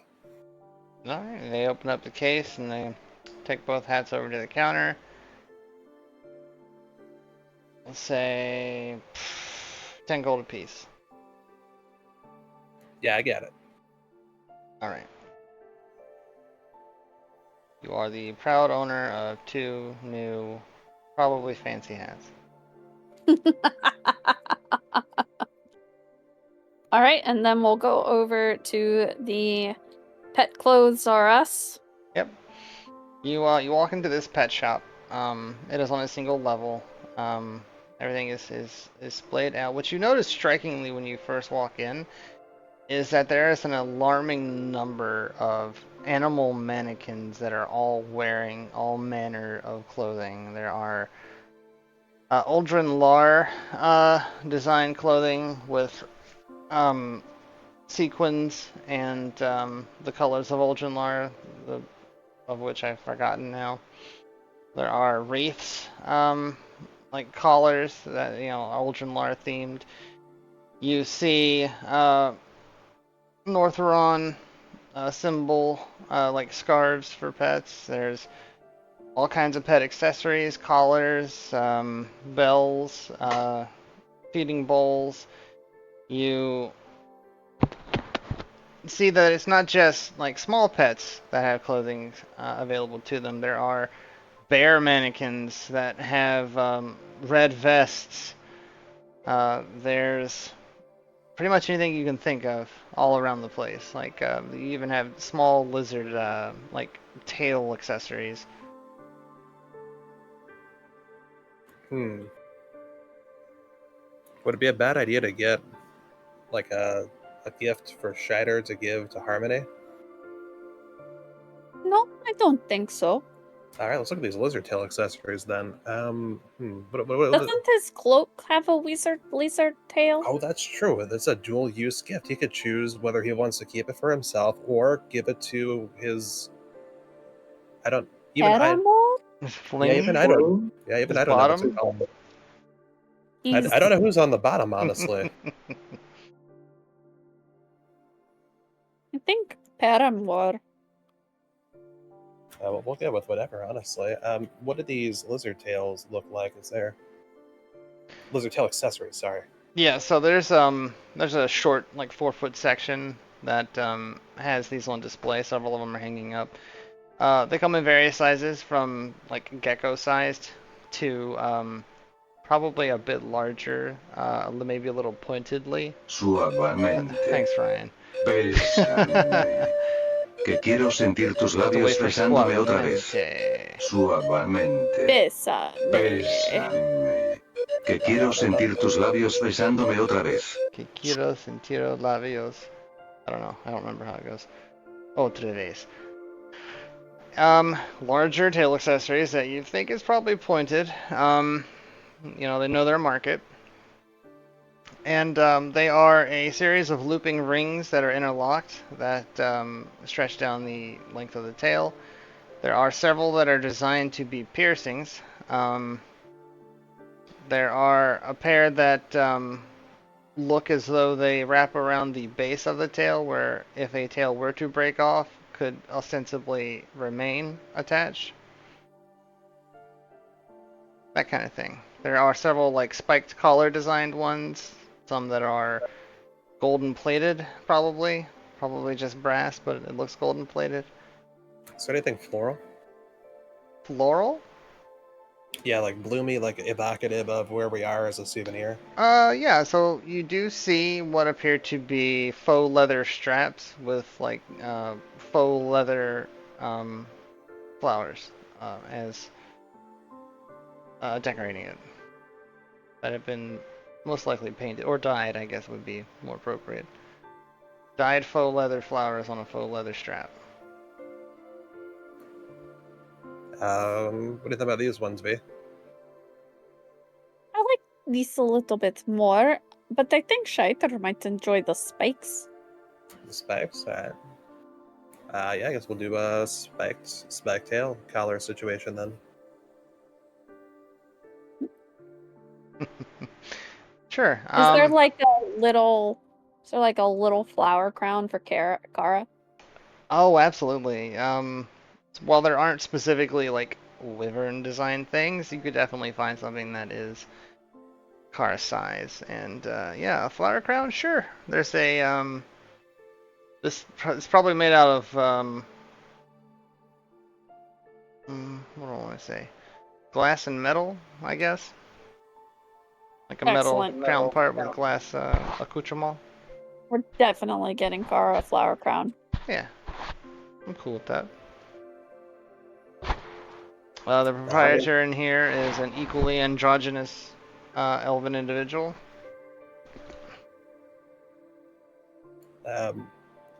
Proprietor, do you happen to have any recommendations for a shape-shifting feline?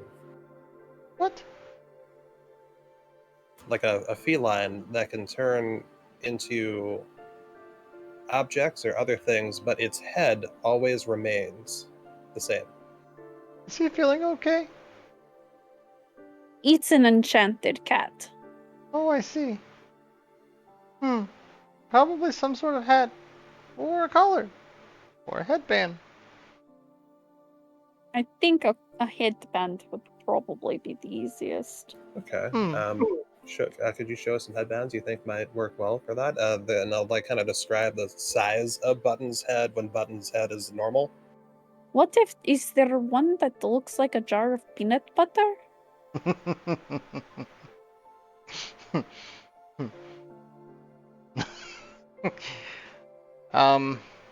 What you'll find is they'll take you to what probably look to you like wrist straps or some sort of like bracelet, but thinner. And they will show you this red strap with an actual peanut emblem and in a circle on the front of it. Oh, that is perfect. Okay. Thank you so much. Happy to be here. Should we? Do we have everything? Am I forgetting anything? You know, we got car, we got I mean, yeah, we got something for Shader, we got and Harmony, technically possibly made that's up to Shader, and then we got buttons, you know, for Hjuldar. So I think we're all good. I'll take the things and put them on the clerk desk. Yep. So what's this getting to? Unless we want to check for anything else. Oh God. Okay. Hildar, I need an intelligence saving throw from you. Okay. 11. An 11. For intelligence.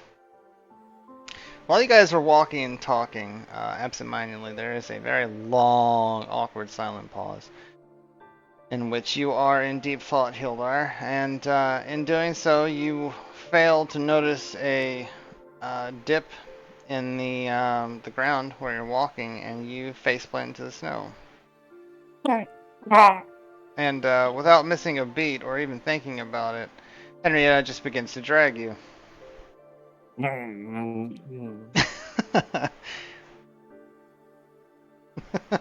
Okay. They ring you up. It's about 5 gold per item, and they say, with each purchase, you get 2 free scoops kibble. V, have you ever seen Buttons eat kibble? It's free kibble. Most people just throw it in the gutter outside. We'll find a better place for it. Thank you. Yeah, we'll take it. All right, I'll put this in a bag for you. They scoop some kibble into a bag. Here you are. Thank you very much. This is our new autumn blend kibble. Supposed to smell like autumn. I am certain that Buttons will love it. Thank you. Yeah. You take it, and Kara seems to be very interested. I'll let her have one. You give one to Kara, who sniffs it, blinks at it, licks it, and changes her mind. Fair enough. I'll put the flower crown on her. She does that thing where when you try to, like, get close to a cat's head and they're, like, watching your hand the whole time, which is directly making it impossible for you to place anything on her head. She's trying to investigate what you've got. But eventually you get it, and she's wearing a cute flower crown. Excellent. I will pull out like a hand mirror in my bag and show her reflection. There's dirt on the mirror. She recoils at first. I don't think she's ever seen herself before. And blinks at it, tilts her head, the crown shifts, and loses interest. I'll put the crown or the mirror back in my bag, and then we'll go to Mother. Okay, cool. Y'all are good. You did a thing.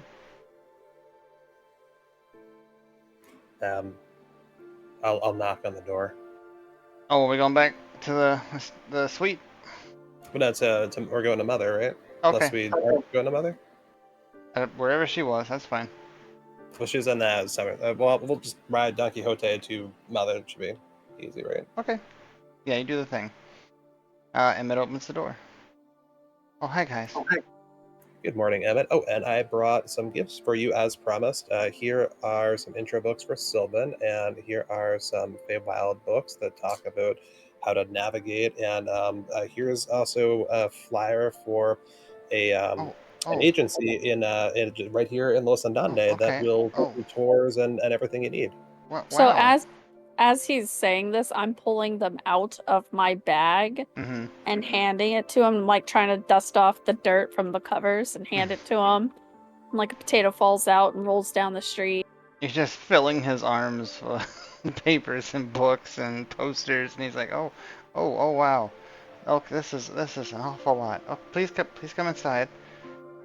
Sure, yeah. I wanted to make sure you had everything you wanted. You know, and the Spring District's got a whole bunch for that. You know, this is great. I appreciate that a lot. You're quite welcome. Nice to see you again. Likewise, I'm gonna go set these down. He disappears around the corner. Make yourselves at home. All right. She'll sit down on a couch. And then she'll reach in her bag and she'll pull out another bag. And she'll like dust the dirt into her bag of holding off of the other bag and opens it up and sets cheese danishes on the table. Oh, okay.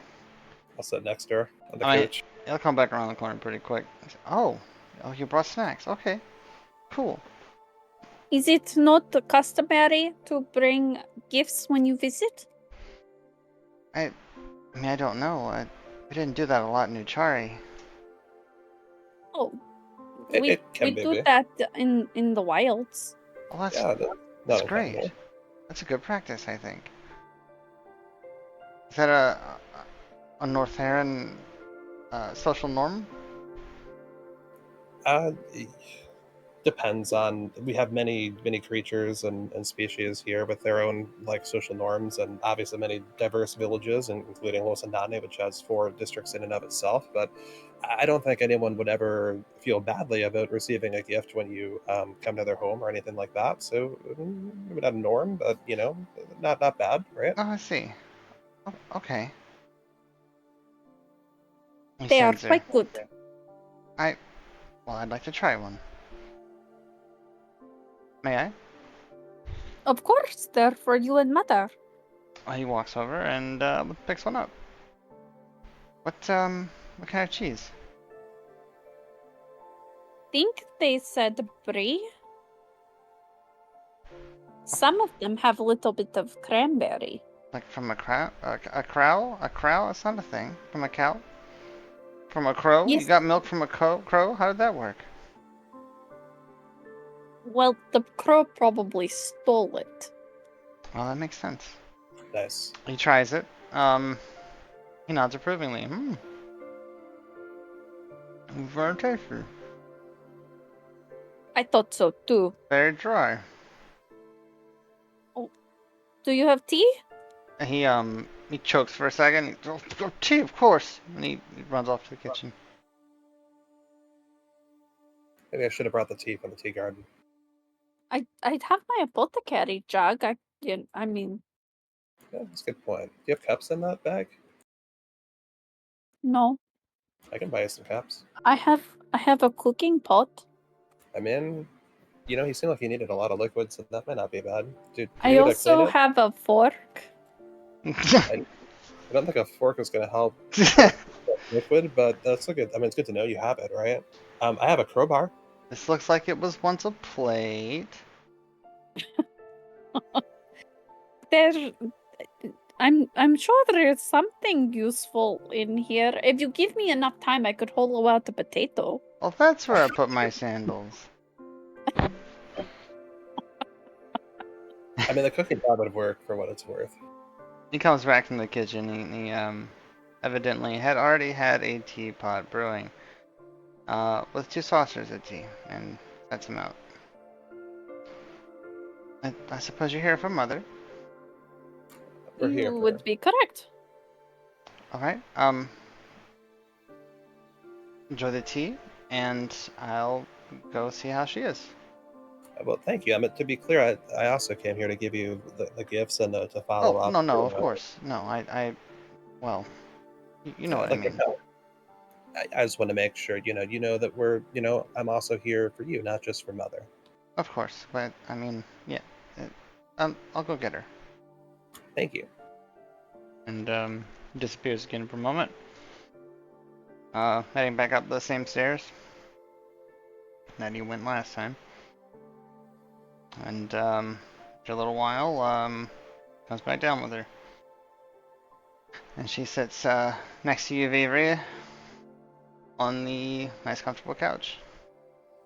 And Emmet next to Norjeon. This is a big couch. Are you all sitting on the couch? Yeah, I said I sat next to V on the couch originally. Okay, well then he'll pull up a chair then and sit adjacent. Oh, yeah, Are so you like sure? three Because people it was could work, kind of but funnier. Emmet's just sitting on like the what do you call it, the armrest next to me, and it's just real awkward. He sits on the floor next to the couch. You make me feel. Oh man. I'm gonna like find a pillow and offer the pillow to Emmet. Oh no, I'm fine. But if you change your mind, let me know. Nori, would you like to ask your questions? Right. So, Mother, have you've no doubt heard of Lord Edmonton, right? Edmonton Steelwell. Yes, the name holds a bit of a bitter taste in one's mouth, doesn't it? That's the feeling we've been getting. Are you aware of his proclaimed uh, impetus for his actions?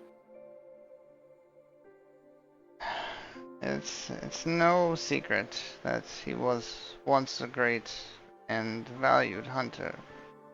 He did more than hunt. He was an avid naturalist, a preservationist. Whoa, that's a word. Preservationalist? That's the word, right? Yeah, that works. There's like conservationists might be. Conservationist. That's almost, yeah. He was a renowned conservationist, a guardian of the natural world. It was with a heavy heart that he accomplished what he did. So a lot seems to gloss over his conservation credentials, but you seem to make the point very strongly here that um, that seemed like not a past thing. So have you met him, or do you have cause to believe that his actions in Cloycresh were necessary for the Glecornithid situation there? I have never met the man myself. However, I have clashed with the Cornithid in the past. And if you haven't read his journals, I have them here, but I imagine you seem to have maybe been aware of them or the general claims that Lord Steelwell has made. Do your encounters, I know he has a penchant to embellish them. How far off the mark do you think he is compared to what you've gone toe-to-toe with? Emmet, dear. Yes, mother? Will you be a peach and run down the street and bring for us, please, the new tea that you've been talking so much about? You mean the peach sprite? Yes, Emmet, dear. You mean Should right I now? go? That would be spectacular. Well, actually, you should be here for this, V. You could tell me afterwards. Well, excellent. Yeah, well, yes, I'll grab my coin purse. Emmett She'll get stands up and go. Yeah. She'll get up and go with him. Yep. So he'll get up. He'll go across the room. He'll open up a drawer, pull out a coin purse, and wave to Mother and Norjeon, and Viviri and Emmet will exit the building. and he will begin to walk you down the street.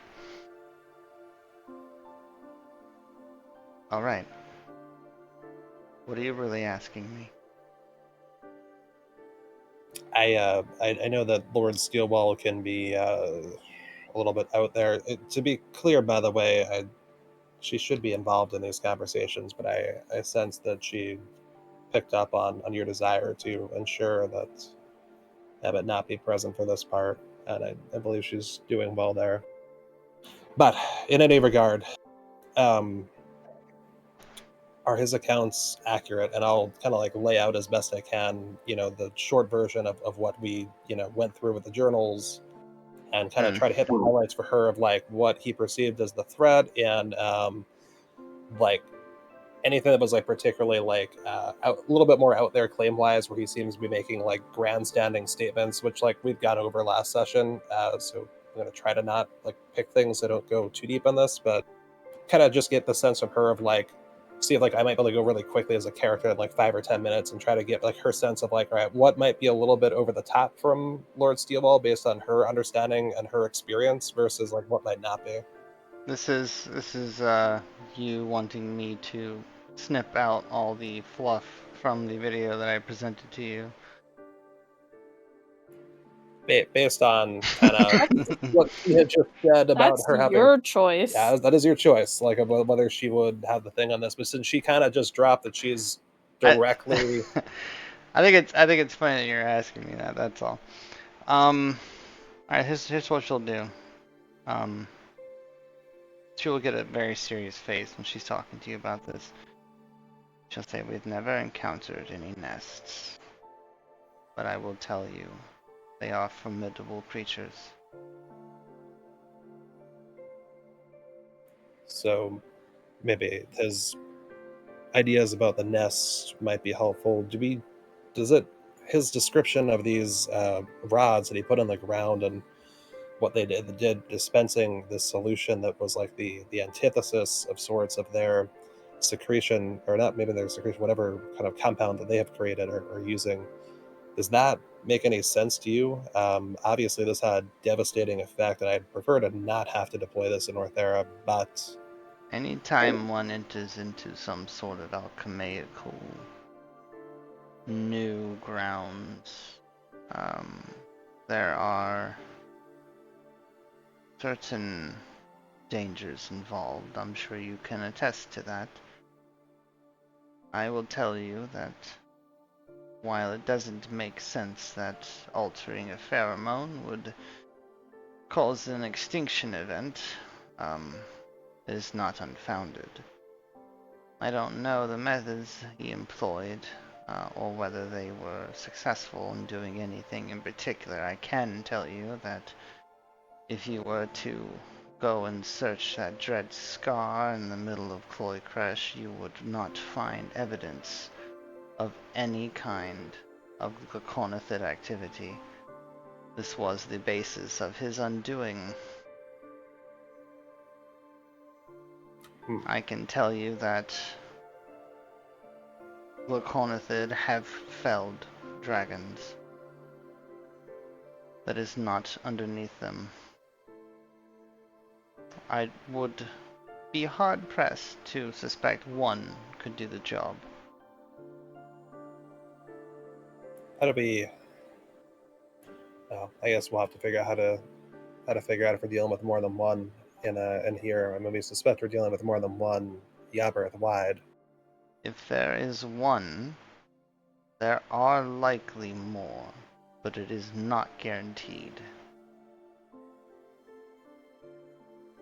I do think you may have some investigative work ahead of you. Yeah, you haven't been to Lord Steelwell's estate Lord since. Steelwell's estate has been razed. It was razed a long time ago.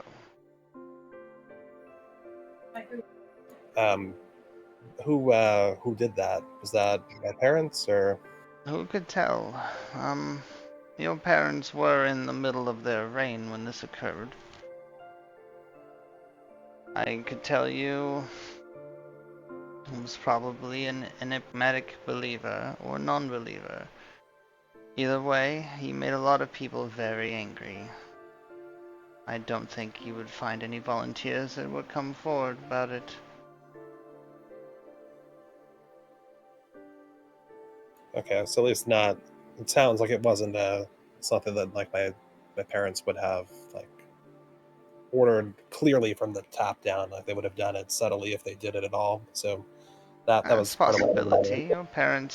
Your parents were strict, but they were not ruthless. I was looking more for insight on if they uh, viewed his presence as a positive or a negative, and kind of just where I'm going with some of this is the glucornith that we are specifically aware of was happened upon after hours of searching in the mines that I'm not clear on the geography of this, but they're in the same location as Lord Sealbow's estate once stood. I'm not sure if they're underneath the estate or if the burning of the estate somehow created like mines above ground or something to that effect. But um, it is odd that there is one that seemed to be there, and he had a lot of mention in his journals about cornithids like nesting in caves and caverns deep underground if they weren't moving around like treetops and things like that. Perhaps the two incidences are connected in some way. What if like Lacornithid survived somehow and Chloe Crusher somehow learned of what happened there, um, tracked him down and murdered him? They made it look like an accident and they went to ground right under everyone's nose. The Cornicid are intelligent creatures. I don't know that one would hold a grudge such as that, but it's not out of the realm of possibility. That's an interesting notion. That is a scary notion. It is. I'm just looking for the thread that connects all of this. Could he have brought an egg back with him? He certainly would have the hubris to do so, according to his Did his accounts. journals mention any egg activity? Did it mention that he had taken one and experimented with it, perhaps? I believe they did. I can pull the thing, but I don't want to take that time. Is my suspicion that there was, because I know he had been experimenting with something to create his concoction, his alchemical concoction. Word for word, he took an egg and experimented with it. Okay, cool. Thank you. Yes, he did take an egg and experiment with it, and I believe that he had stated that was for the purposes of concocting his alchemical solution. He used the pheromone for that. Oh, okay, so they were separate. Well, They're okay. separate. The pheromone Sorry. is present in the nest, but the eggs are not the same thing. Yeah, he did take an egg and that bastard. Well, then Of course. maybe, if you're lucky, there is just one. Do we have? I know you haven't encountered a nest, and I'll look at his notes again. But do we know how? I know that like they tend to spread quickly, but do we ever verify how they reproduce? Do they need two of them that From are? the notes, he never found that out. He did speculate, but he didn't find it out. Okay.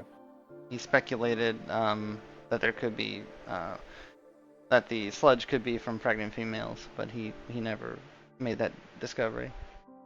He opted instead to press the nuclear option. Yeah. Thank you, Mother. This is very helpful. Now, there was one other thing in the journal. This is only loosely related, but maybe directly related. There was a species, subspecies, how to put it, maybe a distinct ethnic group of elves living in Khoi Kresh. And as far as we can tell, it seems like they've been nearly wiped out, maybe with some survivors here and there. The Sonoran, yes. I recall them. I don't know that any of my charges, wards as it were, are of any specific lineage. Is this important to you? I guess the important part about it to me was, again, kind of diving into the machinations of Will and Thaxiel and knowing what leaders with unfettered power can do. I was interested. There was a message that came to Lord Steelwell to get him on the journey that he began with all of this. It somewhat reminds me of the rune I received from a mysterious person. Though oddly, we did find another journal from Chloe Kresh about someone who kind of seemed like they might be from the village he ended up going to. So I kind of wonder if there actually was a mystery person. But my larger point was it didn't escape my thought process that he, especially being what seems to be at least a denizen of Well and Thaxiel, may have been sent subtly by my parents, and perhaps with the havoc that he wreaked, that perhaps you had been some kind of good Samaritan and recovered what of the elves you could, to bring them to a new land that they might create a home for themselves. And it felt like, just from I know that I'm not responsible for everything my parents did or everything every dragon has done ever, but it just seemed important to know if that was the case, and if so, as the Duke of this land, that I might be able to. I mean, I guess I'm doing what I can already there, but I guess it would help to know. To my knowledge, no.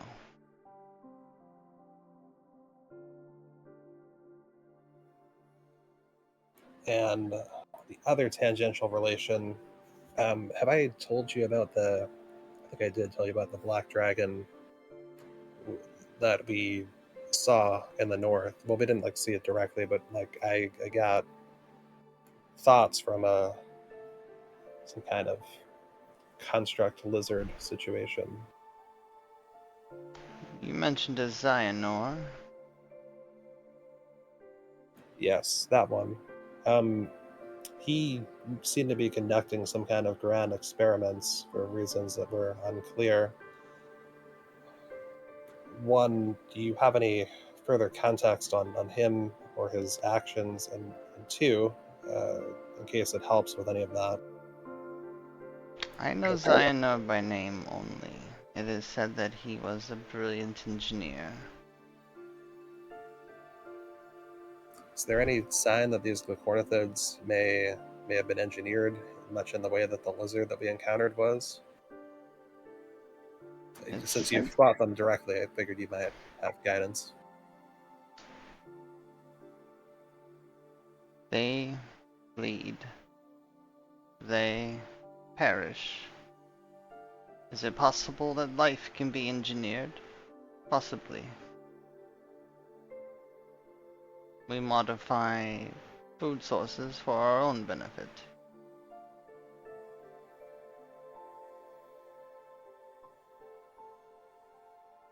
I gotcha.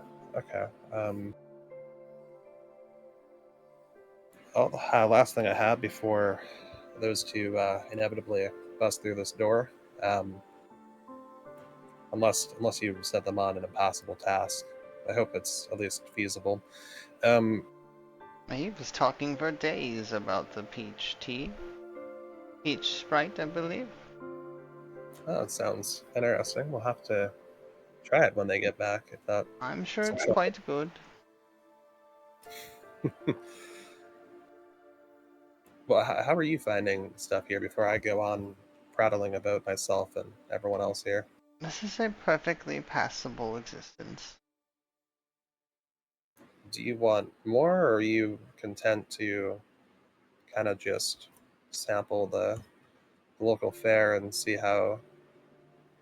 I don't want to call them creatures. I feel like as dragons we would, but they're more to me. There's mortals isn't quite the right word either. When you have lived as long as I have, you look for the joy in the little things. I do miss our kind. More than you could probably understand, I'm sorry to say. No, I think you're right. I want to reconnect with my draconic heritage more, but I will tell you that I think I've moved a little bit beyond feeling that my existence. Oh, Well, if you continue on this path of these... that's the jackpot right there. Random sounds. Yeah, you got lucky. That's a good one. That's a good redeem to roll for. If you continue on this path of these artifacts that you are collecting, I believe you will quite literally unite all of dragonkind.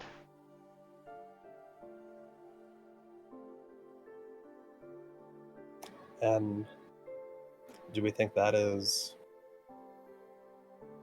wise still? Are the other dragons prepared to handle that responsibility in a way that isn't going to cause? I guess it can't be worse than the Glorfothids, but you see where I'm going with this, right? Do you think there are many of us left that would see the world burn? I certainly know firsthand the idea of spending quite some time shunned and unable to be myself, well, I mean, literally in my case, but I imagine for the others, they still probably could not be themselves either. And to know that if you were discovered, you'd be hunted immediately, I could see, I know the feeling of wanting to change that rather violently in the opposite direction. By this point, I think I've come to more of a medium where I kind of understand both sides a little bit better. I just want to make sure that I'm not going to bridge two worlds and ruin both of them. Young Noriel Straz, there are plenty of places in the world to hide. You yourself are in hiding. But when you bring all of dragonkind together again, that will no longer be a possibility. You will have to face the fact that this is not going to be an act that everybody agrees with. I do believe that you keep very close to a pair of individuals that would almost certainly disagree with this act. No doubt. That will have to be bridged other ways, and hopefully we can do it in a way that they will see reason. But that brings me to my last thing as I think about it. Mother, I know you've mentioned that you've been around for quite some time, but ancient dragons are, in my understanding, the most powerful of us all. I know you're probably more than a match for me in anything, but if we can find a way at some point, I'd like to find some way to, if you don't mind, spar with you. If at some point I am to try to unite dragonkind and you bring us on a path of some sort, whether I can assume a draconic form or not, I'm going to have to undoubtedly be able to stand my own against full-on dragons who are far older than myself and who can actually be dragons. I'll have to think of a way to do this such that no one could observe you and put you at risk, but I feel I must prepare somehow and have a plan for it. She leans in close to you. She puts her hand on your knee. What does her breath smell like? You know when you open up a freezer that hasn't been opened for a while? That's what it smells like. Gross. She leans in closer to you and she says, "This is merely a visage. I portray an elderly woman. That does not make me weak and feeble." Oh, believe me, I never suggested you were. In fact, I suggested you were stronger than anyone here, perhaps stronger than any dragon currently in existence. I know full well you're stronger than I am. I've been reading. So you have. Maybe we can set up a sparring date sometime in the future. That sounds good to me. Thank you, Mother. It's been my pleasure.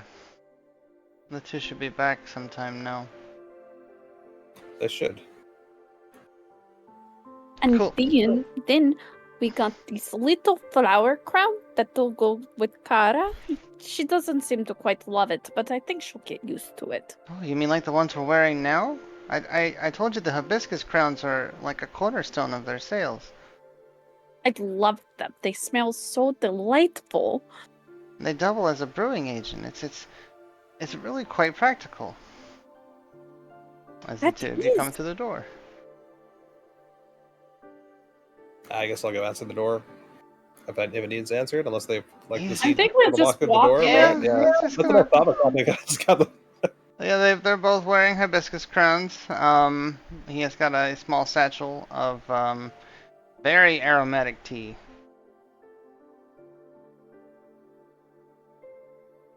We are back. I hope that we weren't too long.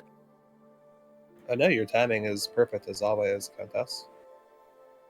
All right, let us brew this tea, and then we can hear all about you and adjusting to Losse Andondi, and then Nori and I have to get going to get back to the other two, and I hope very much so that they have not burned down the house. Okay, yeah, so you'll chat for a little bit longer. You'll brew up the peach sprite, which is very delicious tea that I invented. You have a chat, you talk over Danishes. I show Sure. off Kara and her flower crown. Yep. And Kara attempts to cook another potato. You realize that's probably not smart indoors. There's a small struggle. Yeah, it's nice. It's actually pleasant. It's probably one of the more pleasant things you've done with people for a while, Viviri. Excellent. Yeah, and you guys can make your way back to the estate, which I guess we can convene there since Scheider and Hjuldar and Henrietta are also on their way back. I figured you'd appreciate not having the party split. Yeah, I think it's time to bring y'all back together. As much as I like splitting you guys to do separate things, there are like huge swaths of time where half of you are literally doing nothing. Uh-huh. So this is what we're gonna do. Cheddar and Hjuldar, you guys make it back to the estate. Henrietta suggests that the three of you sleep off the night, considering you've all spent a whole lot of spells. Mm-hmm. Hjuldar, Henrietta talks to you and she says, I am not here to hurt you, Hjuldar, but I do not recommend you making a flight during the night. You understand me? He nods yes. I don't know where all of your words went all of a sudden. He's tired. He has snow all over his feet, like dirt. Mm-hmm. He wants sleep. Henrietta's armor, by the way, is still shiny. Like, nothing has changed at all. She is a I'm picturesque version of Radiance. Her eyes aren't glowing Jealous. anymore, though. Yeah, I'll be terrified if they were. Just, okay, well, Shredder, I guess we just have the one bed, yes? Yeah, so far. See Hjuldar, like, close his eyes. Very croaky voice. Are you feeling alright? Yeah. But Ye- you can have it. I could set up a pallet on the floor. You're going bashful on me. Oh, no, that's not the case at all. Okay, well, we'll have this cleared up in the morning then. Good night? Good night. Okay. Is Hjuldar still tied up, by the way, or is he been let No, go? gosh, So you no. can get the- I was gonna She's say. probably untying you when she talked to you. Yeah, alright. Yeah, Hjuldar just heads into the bed and just Yeah. slumps into it. Right, long rest? If you look at the Discord, you can see how Solar passes long swaths of time. Aww. Oh, it's cute. Little crochet. It's a Tato. No, it's gonna be a Potato. chick. Oh, So okay. I'm making the beak right now. Her name is Kiki. Kiki the chick. Awesome. No. It's Okay. Long rest. long rest. Yep, Yes. go ahead and recover all your stuff. In fact, I think Um, everyone can if y'all haven't already. I think we've passed enough time that is a feasible thing. I Okay. Yes. did mine. Well, I haven't used anything since. Yeah. Also, if you look just above Kiki the chick, you can see Pan and Padme being extra adorable. No, sleepy, sleepy. Oh, They yeah. made a little heart with their butts. They did. I was gonna say tails, but you know, Butt tails, woo! they both have actual hearts on their fur too. That's Mhm. great. Hazel Cute just little has black toe babies. beans. I love that Pan has finally given up screaming at us to go to sleep. Yeah. What you guys have not had to sit through is every 2 seconds, tiny little paws touching your arm as he stands on his back legs and then goes, He like clearly wants Padme, and she's just like, it's sleeping time. It is not crackhead hours, Pan. That's after, you know, like in about an hour and a half after, you know, they get the nom noms. That was upon the time in which we pass out. Okay. So we'll say that you guys arrive in the morning. Well, y'all will make it there around the Wait, same does time. Scheider and Henrietta spend any time over the night? Well, I was trying to allude to it, but Schneider seems to want to sleep separately. Yeah. I am attempting to be a gentleman after what just transpired. I imagined. Okay. So no, nothing occurs during the night. We arrive at our carriage, by the way. Yep. So we'll do that. You guys arrive in the morning. Shatter Hjuldar. The morning rolls around. Who's up first? Definitely not Hilda. Okay. Viviri will walk in the house. Hello! Hello, we are back! We have gifts for you! We do, we do. You hear from from upstairs, just a slight. Jeff is in the foyer. Austin! Greetings, friend Viviri. Hello, Jeff. I haven't seen you in so long. It feels like it has been months, but that is a Have- silly notion. Have they been feeding you correctly? Jeff has been feeding Jeff. And Patches. Oh, Oh, well, who is Patches? Patches is the horse friend. the horse. Wait, there's a quilt we saw on our way in here. Is like by the stables. Is that why there's a quilt at the stables? Norjeon has made a joke. Jeff finds this joke funny. Who? The house is vibrating No. from that laugh. But really, who is Patches? Patches is the horse friend. Scheider can tell you more. What? Well, we'll find out. I guess there's a horse friend named Patches, and the quilt I saw had patches. I wonder if those are related. They both look at each other and then look towards the door. What is that? Wow. You know, when I tried to describe a horse to you originally, I feel like this is probably as close as it comes to what I described, and that was not intentional. But that's an eldritch horror. Viviri's gonna You know, I was going to ask for Scheider, but it looks like the eldritch horror has already. Scheider. Cross with the crab, man. Viviri's gonna look out the window at it. Like, Patches, seeing the window open, trots up to it. alright. Are you able to talk to it? Like, I mean, I know it's kind of like saying Scheider's name, but like it doesn't seem to be saying much else. Do you want to try to? I don't know if you want to try to talk to it. I would talk to it if I could, but I don't have that skill. Do you understand me? Is the way everybody that at the we are? estate? Yes. Okay, And so we're you down- called for me. Okay, so I'll come up. Hey, well, somebody called. What is this? Is that a quilt that walks? You see Hjuldar walk down the stairs, super tired, and you just see him all ruffled up. And I'm assuming the tail's still there, so he's just Yeah. using it to pull up his coat and just kind of using it to guide him down the stairs. Did you make a new agreement while we were gone, Hjuldar? Viviri's mouth is just gonna kind of fall open. We You know, were not just kinda- gone that long.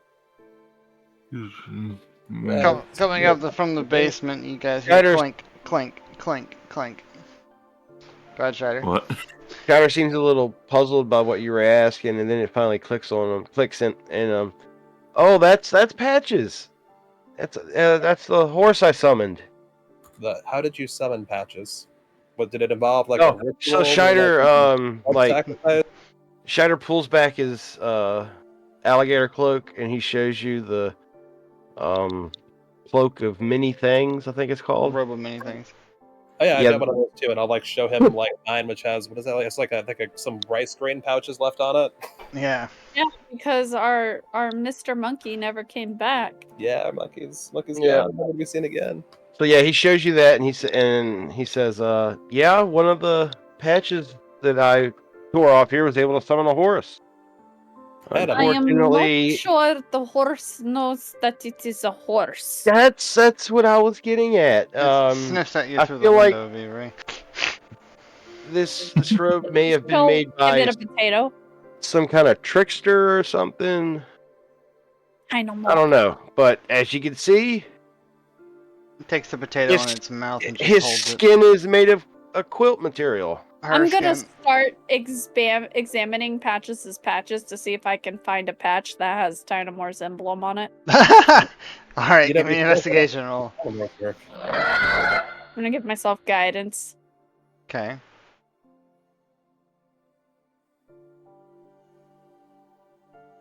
Strider! Yeah, he talks too. Okay. Don't know a whole lot about that. It's just that's a new thing. You said 19? 13. 13, okay. I will tell you If you want to give definitively. me 19, I will tell you definitively, you do not find any spruce or bells anywhere on this horse. You do find out that it is a female, as it does not have a Balls. badongadon. Patches is definitely a girl. Yeah. I do not think Tynamor had anything to do with her, though. Yeah, I was trying to say like I think he's chilling for the moment. Yeah, I'm definitely trying to figure out more about Patches, but on the plus side, she's super comfy to ride. I'm I sure. don't say that way ever again, Shadow. And did the patch also give Hjuldar his extra appendage? And Henrietta? No. Oh, No. hello everyone. Good morning. Oh, hello. I don't have a gift for her. We're in our own Snapdragon Manor. You don't need a gift here. It's okay. Oh, right, souvenirs. Let me look at what I got. Well, this is sufficiently awkward. Hjuldar looks full? confused while wagging his tail back and forth. No, really. Why do you have a tail? He Yes, Hjuldar, why do you have a tail? he opens his eyes a little bit more. Oh, because I used the spell banishment. That doesn't Why usually are have you that side using effect. the spell banishment? That's also a good question. Also, here's a piece of iron ore for you, Henrietta. Oh, It represents the iron will of the paladins of Styria, of which, by all accounts, you are a fine example, I believe. I'm going to try to Hjuldar smirked. do this with, like, I'm going to roll, like, performance, because I am absolutely trying to be, like, diplomatic here. okay. That's a 16. Okay. She takes it from me and she's... Thank you. This is very thoughtful, I think. You can use it to make a new weapon or Uh, deck decorate the weapon, or I don't knock really use somebody weapons. out with the back of it. Or Okay. catapult. I will hold on to it. Thank you. Do you want to give the other ones their gifts? And really, Hjuldar, why were you using banishment? I want to have this answer. Yeah, then we'll do gifts. Is Be that- real. was running away. I'm sorry, is the horse talking? I think it is. Did the horse say something different? It sounded like it said Jeff. Oh, Jeff has been carrying. Wait, is it learning? Yeah, that's true. Jeff and Patches have hit it off quite well, actually. Patches likes pine cones. Jeff also enjoys pine cones. Henriette, I don't want to make like a formal request about this, but if you just so happen to feel like examining and making sure that there's not like a demon trapped in this horse, no one would have an issue with that. Not like glare at Scheider. Well, None here. I mean, Henrietta and I have a Hjuldar pretty kind of decent goes relationship too. So I can tell you That's under why no... she's here. I can tell you under no Yeah. uncertain terms that I have been using detect good and evil, and there's only one Hjuldar person waves. present. Hjuldar waves with his tail. Yep. Yes, that makes quite a lot of sense. We called her here to banish not banish, to look at symbols at the forge, and we destroyed a little bit of this, like the writing and the symbols at the forge place, and then demon came out. What was his name I'm again? sorry. What? Why are there so many? What is Oh, and I going on? defeated him with a wet sandal. Was it really a demon then? Mary rubs Uh, her temples like she's getting a headache. No, we've got to have a couch in here.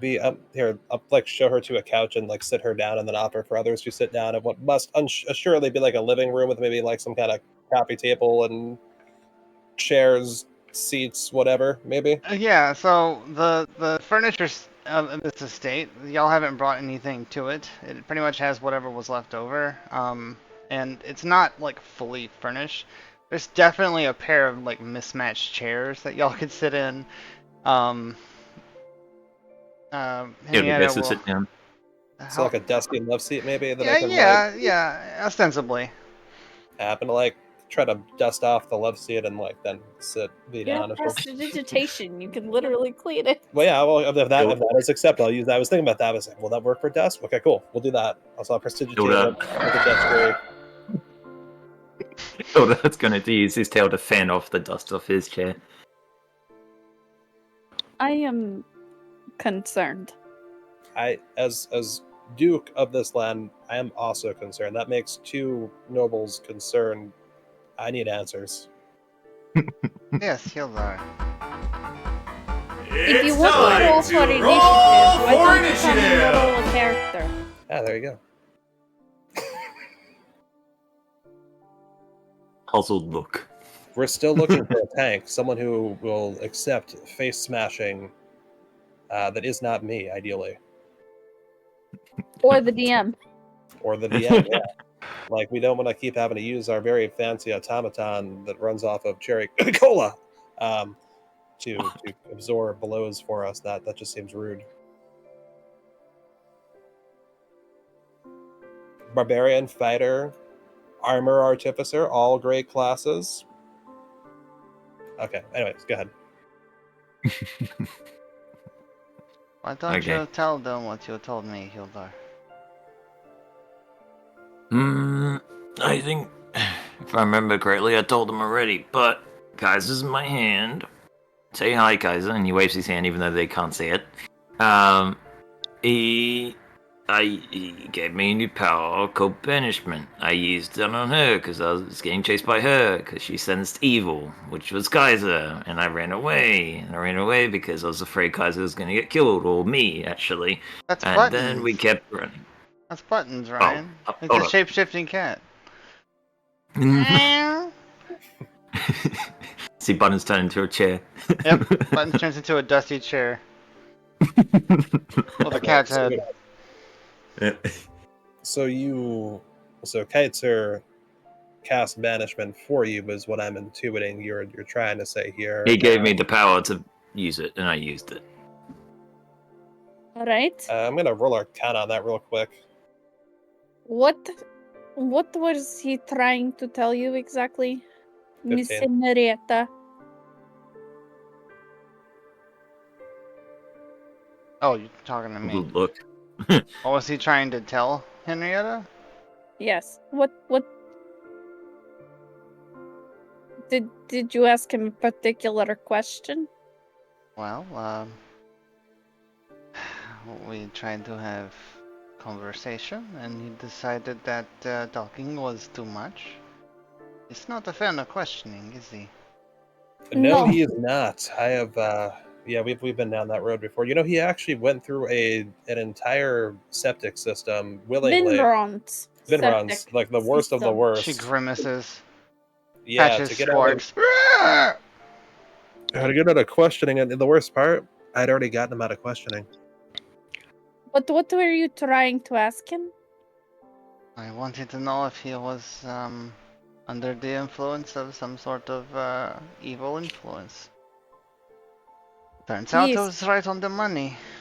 He got it from an amulet, if I remember correctly. You see the tail raise up with the amulet in it. Oh no. Henrietta has the amulet. Oh yeah, true. She's gonna hold it up and says, "You're talking about this." Yes. That's the one. He made the deal with whatever was in it without even talking to us, so I see. Well, I told him that he needs to stop making deals when he hasn't sufficiently figured out the wording. I feel like I should not. Someone should not let him gamble. You speak as though this has happened on multiple occasions. Deal making. Yeah, he's got a bad habit of that. He made some kind of deal with the like inn owner where we found him that he was going to actually pay them, and like he didn't. I save. Yes, he also made the deal with the crime boss. A crime boss, you say? He's a Hjuldar little one turns that into a doesn't sad wear puppy. pants. Oh, speaking of that crime boss, have you heard of this guy? He's a little goblin, doesn't wear pants. I have a name, but I don't want to give it to you first. He's missing. You, With the phylactery. this is a lot of information. Be mentioned, but okay. He's a paladin. Do you not think that a phylactery would be within her wheelhouse of wanting to destroy? I mean, yeah, we're all down. I mean, good point. Yeah, are you aware of a missing phylactery for a certain lich that absolutely needs to be destroyed yesterday? You're dumping a lot of information on me all at once. Yeah, we just got back and we're both, I'm not usually overwhelmed, but I don't think it is even 8 o'clock in the morning. Have you all had breakfast? I had a good berry. Yeah, should have given it. And Oh, I've got grapes in my bag. okay. I turn to Shida. Bacon, he whispers. Bacon. And he puts his tail as a hand towards Shida. Okay, great. I'm glad we're all here doing this right now. Scheider, wisdom save. By the way, when Viviri's overwhelmed, she info dumps. I see that. I love it. 11. 11, that's good enough. You feel the need for bacon, but then it subsides. Hjuldar, wisdom save.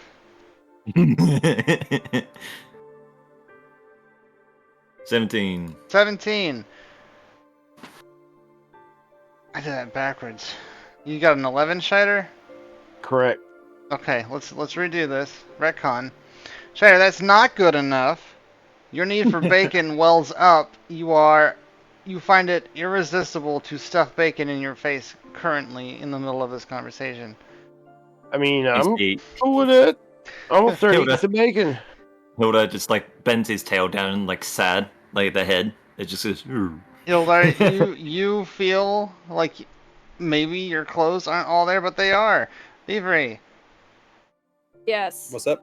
you're fine. You're fine. Norjeon, I need a wisdom save from you.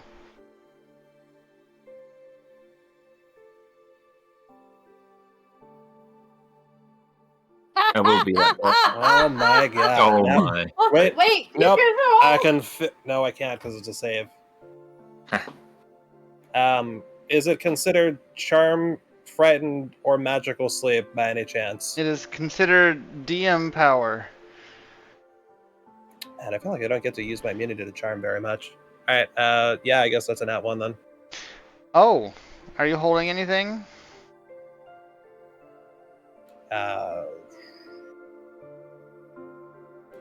Like in my hands? Yeah. At the moment? No, I don't think I'd be holding anything. I'm in so happy you particular. said that. Your robes turn into spoons and fall off of you. Like just the outer robe, I'm assuming? Yep, just teeny all over the floor. Okay, because for a minute I thought you meant he got naked. No, That would I be a wouldn't big do that. problem in front of the paladin. Yeah. Not so. To the rest of you, nothing happens. Or on your robe turns into spoons and clatters all over the ground. Be real jump. But nothing happened for you. Did you? Oh, like we don't Not- see it. No, He it's sees not- it. Exactly. yeah. Got it. Norjeon, you don't know that. I'm- He's thinking about how to react. Yeah, because like, I mean, he absolutely on the plus side of the spoon thing, like it's really, really obvious of like what it is. But with a nat one on wisdom, like that's I'm trying to figure out how to play it because Like, yeah, that's I'm gonna have him like have like a 40-yard stare for about 3 seconds because it's gonna bring him back. I'm assuming Like to the office. can some of these like spoons look like ladles? Would that be acceptable? Like, just even if they're like ladle like maybe a little bit like longer of a spoon that just so yeah, happens I'm to okay have with a that. hole. But they all have the metallic imprint of a frog wearing blue jeans. Okay, that's how we'll do it then. So like one or two of them stand out to him as like looking ladle-like, and he'll have that 40-yard stare. But like as in that 40-yard stare within 3 seconds, he'll see the frog like will come into like better focus as he kind of recovers a little bit, and that'll snap him out of it. Yeah, we all get like a first person tunnel vision with tinnitus of him having the stunning realization that there are spoons everywhere suddenly. Great. I'm cool with that. And then suddenly Norjeon and everything's fine again. So I And, told him we are going to try to exercise it. And I don't know how that's going to go, but this is probably as good a place as any to try. Hjuldar, did you accept this? Hjuldar? Did he escape again? Yeah, Jabber to Hjuldar. Jabber to Hjuldar. Well, I guess that is out the window. I gotta shut those windows. Why were they open in the first place? The raccoons.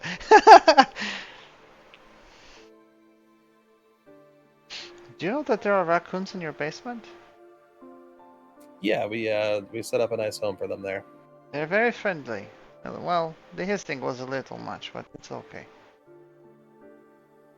They, we like to provide a home for animals and all creatures. Should be given an opportunity to live their best life. I see. Well, it's very admirable of you. I can't take all the credit. It was Viviri's initiative that ensured that the raccoons were identified and then cared for properly. I got here partway through and just made sure they were warm and had a nice linen silk blanket situation. Okay. So I don't really have anything to go out on. However, it is 12 o'clock. I do think Correct. that we will snip it here since we're all finally back together. Barring the hilarious scene that has unfolded. How about, yeah, we cut it here, everyone. And, I mean, that's it. We cut it here. Cool. Thanks everyone for stopping by. Ryan for, Buttons is a cat that transforms into whatever Buttons feels like, but always has a cat's head. She was a shield once with a cat's head. Sometimes Buttons looks like Hjuldar with a cat's head.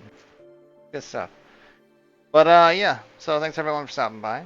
This has been session 44 of Stars and Shadows, titled Momentum.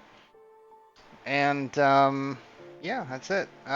With me as always, the voice inside my head, the name I used to refer to as Solar Eclair Art, who's done the majority of the artwork that you see on screen currently and throughout the channel, that my Twitch channel, Yee. playing our druid, Viviri, the most level-headed of all of us here, but also the most traumatized.